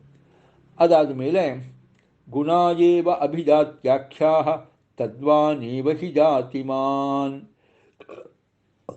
ಅತಃ ಅಭಿಜಾತ್ಯವಾನ್ ವಿಷ್ಣು ತದನ್ಯೇತು ಉಪಚಾರತಃ. ನೋಡಿ, ಇನ್ನೊಂದು ಇಲ್ಲಿ ಬಂದಿರತಕ್ಕಂಥ ವಿಚಾರ, ಶ್ರೀಮಂತ ಯಾರು, ಅಭಿಜಾತ್ಯ ಒಳ್ಳೆಯ ಸತ್ಕುಲ ಸಂಪನ್ನ ಸತ್ಕುಲ ಪ್ರಸೂತ ಯಾರು, ಇದೆಲ್ಲದಕ್ಕೂ ಕೂಡ ವಿಷ್ಣುವೇ ಹೊರತು ಬೇರೆ ಯಾರೂ ಅಲ್ಲ ಅನ್ನೋದನ್ನು ಕೂಡ ಆಚಾರ್ಯರು ಪ್ರಮಾಣದ ಆಧಾರದಲ್ಲಿ ಹೇಳ್ತಾರೆ. ಒಳ್ಳೆಯ ಕುಲದಲ್ಲಿ ಜನ್ಮ ಪಡೆಯುವುದಕ್ಕೆ ಏನು ಬೇಕಪ್ಪ? ಒಳ್ಳೆಯ ತಪಸ್ಸು ಬೇಡಬೇಕು, ಒಳ್ಳೆಯ ಶಮದಮಾದಿ ಸಂಪತ್ತಿಗಳು ಇರಬೇಕು. ಆ ತಪಸ್ಸು ಗುಣಗಳೆಲ್ಲ ಅದನ್ನೇ ಆಭಿಜಾತ್ಯ ಅಂತ ಕರೀತಾರೆ. ಅಂತಹ ಆಭಿಜಾತ್ಯ ಯಾರಿಗಿದೆ ಅಂತ ಹೇಳಿದರೆ ದೇವರಿಗೆ ಇದೆ ಅಂತ ಶಬ್ದ ನಿರ್ಣಯ ಎನ್ನುವ ಗ್ರಂಥದಿಂದ ಆಚಾರ್ಯರು ಹೇಳ್ತಾರೆ. ಶಬ್ದ ನಿರ್ಣಯದ ಪ್ರಕಾರ ಆಭಿಜಾತ್ಯ ಅಂದರೆ ಒಳ್ಳೆಯ ವಂಶದಲ್ಲಿ ಹುಟ್ಟಲಿಕ್ಕೆ ಬೇಕಾದ ಆ ಸದ್ಗುಣಗಳ ಆ ಒಂದು ಸಂಪತ್ತಿ ಏನಿದೆ ಅದು ಮುಖ್ಯವಾಗಿ ದೇವರಿಗೆ ಇರ್ತಕ್ಕಂಥದ್ದು, ಮತ್ತು ಯಾರಿಗಲ್ಲ? ಜೀವಿಗೆ ಅಲ್ಲ ಅಂತ ಹೇಳಿ ಆ ಆಭಿಜಾತ್ಯವೂ ದೇವರಿಗೆ. ಆದ್ದರಿಂದ ಒಂದು ಶ್ರೀಮಂತಿಗೆ ಇವತ್ತು ಬಂದಿದೆ ಅಂದರೆ ಅದಕ್ಕೆ ಪೂರಕವಾಗಿರ್ತಕ್ಕಂಥ ದಾನ ಧರ್ಮಾದಿಗಳನ್ನು ಹಿಂದಿನ ಜನ್ಮದಲ್ಲಿ ಮಾಡಬೇಕು ಅಂತ. ಅಲ್ಲಪ್ಪ, ಶ್ರೀಮಂತಿಗೆ ನಮಗೆ ಬರೋದು ಅಂದ್ರೇನು, ನಾವು ದಾನ ಧರ್ಮ ಮಾಡೋದು ಅಂದ್ರೇನು, ಹಿಂದಿನ ಜನ್ಮದಲ್ಲ ಹಿಂದಿನಲ್ಲಿ? ಇದೆಲ್ಲವೂ ಈಶಾವಾಸ್ಯಂ ಇದಂ ಸರ್ವಂ ಅಲ್ಲ, ದೇವರದೇ ಸಂಪತ್ತು ಅಂತ ಹೇಳಿದ್ಮೇಲೆ ನಮ್ಮ ಸಂಪತ್ತು ಅಲ್ಲವೇ ಇಲ್ಲ. ನಮ್ಮ ಸಂಪತ್ತು ಅಂತಾದರೆ ಬರ್ತಾ ತಗೊಂಡು ಬರಬೇಕಾಯಿತು, ಹೋಗ್ತಾ ತಗೊಂಡು ಹೋಗಬೇಕಾಗಿತ್ತು, ಅದೆರಡೂ ಇಲ್ಲ. ಆಮೇಲೆ ನಮ್ಮ ಸಂಪತ್ತು ಅಲ್ವೇ ಇಲ್ಲ, ನಾವು ಶ್ರೀಮಂತರಾಗೋದು ಹೇಗೆ? ಹಿಂದಿನ ಜನ್ಮದಲ್ಲಿ ನಾವು ದಾನ ಧರ್ಮ ಮಾಡಿದ್ವಿ. ಅಲ್ಲಪ್ಪ, ದಾನ ಧರ್ಮ ಮಾಡಬೇಕಾದ್ರೆ ನಮ್ಮದಾಗಿದ್ದರೆ ನಾವು ಇನ್ನೊಬ್ಬರಿಗೆ ದಾನ ಧರ್ಮ ಮಾಡೋದು, ನಮ್ದು ಅಲ್ಲವೇ ಅಲ್ಲ ಅಲ್ವಾ? ಅದು ವಿಂಧ್ಯಾವಳಿ ಬಲಿಚಕ್ರವರ್ತಿಯನ್ನು ಕುರಿತು ಹೇಳ್ತಕ್ಕಂಥ ಮತ್ತು ಭಾಗವತಲ್ಲೇ ಬಂದಿದೆಯಲ್ಲ ಅಲ್ವಾ? ನಮ್ಮ ಯಜಮಾನರು ದೊಡ್ಡ ತಪ್ಪು ಮಾಡಿದ್ದಾರೆ. ಏನಪ್ಪ ಅಂದರೆ, ನಿನ್ನ ಭೂಮಿಯನ್ನು ನಿನಗೇ ದಾನ ಮಾಡಿಬಿಟ್ಟಿದ್ದಾರಲ್ಲ ನಮ್ಮ ಯಜಮಾನರು, ಭಾಳ ದೊಡ್ಡ ತಪ್ಪು ಅಂತ. ದೇವರೇ, ಎಲ್ಲ ನಿಂದೇನೆ, ನಿನ್ನ ಭೂಮಿನೇ ತಗೊಂಡು ನಿಂಗೆ ದಾನ ಮಾಡಿದ್ದಾರಲ್ಲ ನಮ್ಮ ಯಜಮಾನರು, ಏನು ಹೇಳೋಣ ಅವ್ರ ತಪ್ಪನ್ನ ಅಂತ ಹೀಗೆ ಹೇಳ್ತಾನೆ. ಅಂದಮೇಲೆ ನಾವು ಯಾರಿಗೆ ದಾನ ಧರ್ಮ ಮಾಡಲಿಕ್ಕೆ? ನಮ್ಮ ಸ್ವಂತದ್ದು ಯಾವುದೂ ಇಲ್ಲವೇ ಇಲ್ಲ. ಅಂದಮೇಲೆ ನಾವು ದಾನ ಧರ್ಮ ಮಾಡೋದಾದ್ರಿ ಅಲ್ಲಿ ದಾನ ಧರ್ಮ ಮಾಡಿ ಎಲ್ಲ ಮಾಡಿದರೆ ಶ್ರೀಮಂತಿಗೆ ಈ ಜನ್ಮದಲ್ಲಿ ಬರುತ್ತೆ ಅಂತ. ನಾವು ಹಿಂದಿನ ಜನ್ಮದಲ್ಲಿ ದಾನ ಧರ್ಮ ಮಾಡಿದ್ದು ನಾವಲ್ಲ, ಅದು ನಮ್ಮೊಳಗಿರೋ ದೇವರೇ, ಮತ್ತು ಅದರ ಯಜಮಾನೂ ದೇವರೇ. ಅಂದಮೇಲೆ ದೇವರು ಮಹಾಕರುಣೆಯಿಂದ ಏನು ಮಾಡ್ದ? ಆ ದಾನ ಧರ್ಮಾದಿಗಳು ನಮ್ಮ ಕಡೆಯಿಂದ ಮಾಡಿಸಿ ನಮಗೆ ಒಂದು ಒಳ್ಳೆಯ ಆಭಿಜಾತ್ಯ ಕೊಟ್ಟು ಒಳ್ಳೆಯ ಒಂದು ಶ್ರೀಮಂತರ ಜನ್ಮವನ್ನು, ಸತ್ಕುಲ ಸಂಪತ್ತಿಯನ್ನು ಇದೆಲ್ಲ ಕೊಟ್ಟಿದ್ದಾನೆ ದೇವರು. ಹೀಗೆ ಯೋಚನೆ ಮಾಡಬೇಕೆ ಹೊರತು ನಾವೇ ಕಷ್ಟಪಟ್ಟು ದಾನ ಮಾಡಿದ್ವಿ, ಧರ್ಮ ಮಾಡಿದ್ವಿ, ಈಗ ಒಳ್ಳೆಯ ಜನ್ಮ ಪಡ್ಕೊಂಡ್ಬಂದಿದ್ದೀವಿ ಇಂತಹ ಅಹಂಕಾರ ಪಡಬಾರದು ಅನ್ನೋದನ್ನು ಶಬ್ದ ನಿರ್ಣಯ ಎನ್ನುವ ಗ್ರಂಥದ ಆಧಾರದಲ್ಲಿ ತಿಳಿಸ್ತಾರೆ. ಹೀಗೆ ಒಂದು 23 ಮತ್ತು 24ನೇಯ 2 ಪದ್ಯಗಳು ಏನು ಗೀತೆಯ ಪದ್ಯಗಳು, ಶ್ರುತಿಗೀತೆಯ ಪದ್ಯಗಳು ಬಂದಿದೆ. ಇದಕ್ಕೆ ಆಚಾರ್ಯರು ಬಹಳ ಸುಂದರವಾದ ಚಿಂತನೆಯನ್ನು ವಾರಾಹ ಪುರಾಣದ ಆಧಾರ, ಶಬ್ದ ನಿರ್ಣಯದ ಆಧಾರ, ಅದೇ ರೀತಿಯಾಗಿ ತಂತ್ರ ಭಾಗವತದ ಆಧಾರ ಕೊಟ್ಟು ಸುಂದರವಾದ ವ್ಯಾಖ್ಯಾನವನ್ನು ಕೊಟ್ಟು ಈ ಬೇರೆ ಮತಗಳು, ವಿಶೇಷವಾಗಿ ದೇವರೇ ಜಗತ್ತು ಎನ್ನುವ ಮತ ಅಥವಾ ಜೀವಿಯೇ ದೇವರು ಎನ್ನತಕ್ಕಂಥ ಮತ, ಇದ್ಯಾವುದೂ ಸರಿಯಲ್ಲ. ಹಾಗೆಯೇ ಜಗತ್ತು ಸುಳ್ಳು ಎಂತಕ್ಕಂಥ ಮತನೂ ಸರಿಯಲ್ಲ. ಸರ್ವತಂತ್ರ ಸ್ವತಂತ್ರವಾಗಿ ದೇವರೇ ಇದ್ದು ಎಲ್ಲವನ್ನೂ ಎಲ್ಲ ಕಾಲದಲ್ಲಿ ಅವರವರ ಯೋಗ್ಯತೆಗೆ ತಕ್ಕ ಹಾಗೆ ಕೊಟ್ಟು ಮಾಡಿಸ್ತಾನೆ ಹೊರತು ನಾವಾಗಿ ಯಾವುದನ್ನು ಸ್ವತಂತ್ರವಾಗಿ ಪಡೀಲಿಕ್ಕೆ ಸಾಧ್ಯವಿಲ್ಲ ಅಂತ ಹೇಳಿ ಬಹಳ ಸುಂದರವಾದ ಚಿಂತನೆ, ತತ್ವವಾದ ಚಿಂತನೆ ಆಚಾರ್ಯನು ಕೊಟ್ಟಿದ್ದಾರೆ. ಅದೇ ಸರಿ ಹೊರತು ತತ್ವವಾದಕ್ಕೆ ವಿರುದ್ಧವಾದ ಅದ್ವೈತವಾದ ಇರಬಹುದು, ನೈಯಾಯಿಕ ವೈಶೇಷಿಕರ ವಾದ ಇರಬಹುದು, ಬೇರೆ ಯಾವುದೇ ವಾದ ಇರಬಹುದು, ತತ್ವವಾದಕ್ಕೆ ವಿರುದ್ಧವಾದ್ದು ಅದು ಸರಿಯಲ್ಲ ಅನ್ನೋದನ್ನು ಹೀಗೆ ಪರಮತ ನಿರಾಕರಣೆಯ ಒಂದು ಸುಂದರ ಚಿಂತನೆಯನ್ನು ನಾವು 2 ಪದ್ಯಗಳಲ್ಲಿ ಏನು ನೋಡ್ತೇವೆ, ಅದಕ್ಕೆ ಬಹಳ ಸುಂದರವಾಗಿರ್ತಕ್ಕಂತಹ ಪೂರಕವಾದ ಪೋಷಕವಾಗಿರ್ತಕ್ಕಂಥ ಮಾತುಗಳನ್ನು ನಾವು ತಂತ್ರಭಾಗವತ, ವಾರಾಹ ಪುರಾಣ ಮತ್ತು ಶಬ್ದ ನಿರ್ಣಯದ ಆಧಾರದಲ್ಲಿ ಕೊಟ್ಟಿರೋದನ್ನು ನಾವು ನೋಡ್ತಾ ಇದ್ದೇವೆ. ಆಚಾರ್ಯರ ವ್ಯಾಖ್ಯಾನದ ವೈಶಿಷ್ಟ್ಯವೇ ಇದು. ಅದು ಎಲ್ಲಿ ಏನು ಬರಲಿ, ಮೂಲಶ್ರುತಿ ವಿಪೀತ ಶ್ರುತಿ ಅಲ್ಲಿ ಸಂಕ್ಷಿಪ್ತವಾಗಿ ಬಂದಿದೆ, ಆದರೆ ತಂತ್ರಭಾಗವತ ವಿಸ್ತಾರ ಮಾಡಿದೆ. ಆ ವಿಸ್ತಾರವಾಗಿ ಮಾಡಿರ್ತಕ್ಕಂಥ ತಂತ್ರಭಾಗವತ ಮಾತನ್ನೇ ನಾವು ಇಲ್ಲಿ 23 ಮತ್ತು 24ನೇಯ ಪದ್ಯದಲ್ಲಿ ನಾವು ನೋಡಿದ್ವು. ಮತ್ತು ಅಭೇದದ ಪರವಾದ ಚಿಂತನೆ ಅಂತ ವೇದದಲ್ಲಿ ಕಂಡು ಬಂದಾಗ ಅದಕ್ಕೇನರ್ಥ ಮಾಡಬೇಕು, ಅದೇ ರೀತಿಯಾಗಿ ಜಗತ್ತನ್ನು ಸುಳ್ಳು ಅಂತ ಕರೆದಾಗ ವೇದದಲ್ಲಿ ಕಂಡು ಬಂದರೆ ಅದಕ್ಕೇನು ಅರ್ಥ ಮಾಡಬೇಕು ಅನ್ನೋದನ್ನು ವಾರಾಹ ಪುರಾಣದ ಮಾತುಗಳಿಂದ, ದೇವರೇ ಶ್ರೀಮಂತ, ದೇವರೇ ಎಲ್ಲ ಸದ್ಗುಣವುಳ್ಳವನು ಅನ್ನೋದಕ್ಕೆ ಪುನಃ ಶಬ್ದ ನಿರ್ಣಯದ ಮಾತುಗಳನ್ನು ಕೊಟ್ಟು ಆಚಾರ್ಯರು ಬಹಳ ಸುಂದರವಾಗಿ ನಮಗೆ ಎಲ್ಲವನ್ನೂ ತಿಳಿಸಿಕೊಟ್ಟಿದ್ದಾರೆ ಅಂತ ಹೇಳ್ತಾ ಈ ಚಿಂತನೆಯನ್ನು ಮುಗಿಸೋಣ. ಇನ್ನು ನಾವು 25, 26, 27 3 ಪದ್ಯಗಳಾದರೆ ಅಲ್ಲಿಗೆ ನಾವು ಶ್ರುತಿಗೀತೆಯ ಚಿಂತನೆಯನ್ನು ದೇವರಿಗೆ ಮಂಗಳ ರೂಪದಲ್ಲಿ ಸಮರ್ಪಣೆ ಮಾಡಬಹುದು. ಮುಂದೆ ಪುನಃ ಶ್ರುತಿಗೀತೆ ಆದ ಮೇಲೆ 7-8 ಅಧ್ಯಾಯಗಳು ದಶಮಸ್ಕಂಧದಲ್ಲಿ ಕಥಾನಕ ರೂಪದಲ್ಲಿ ಬರುತ್ತೆ.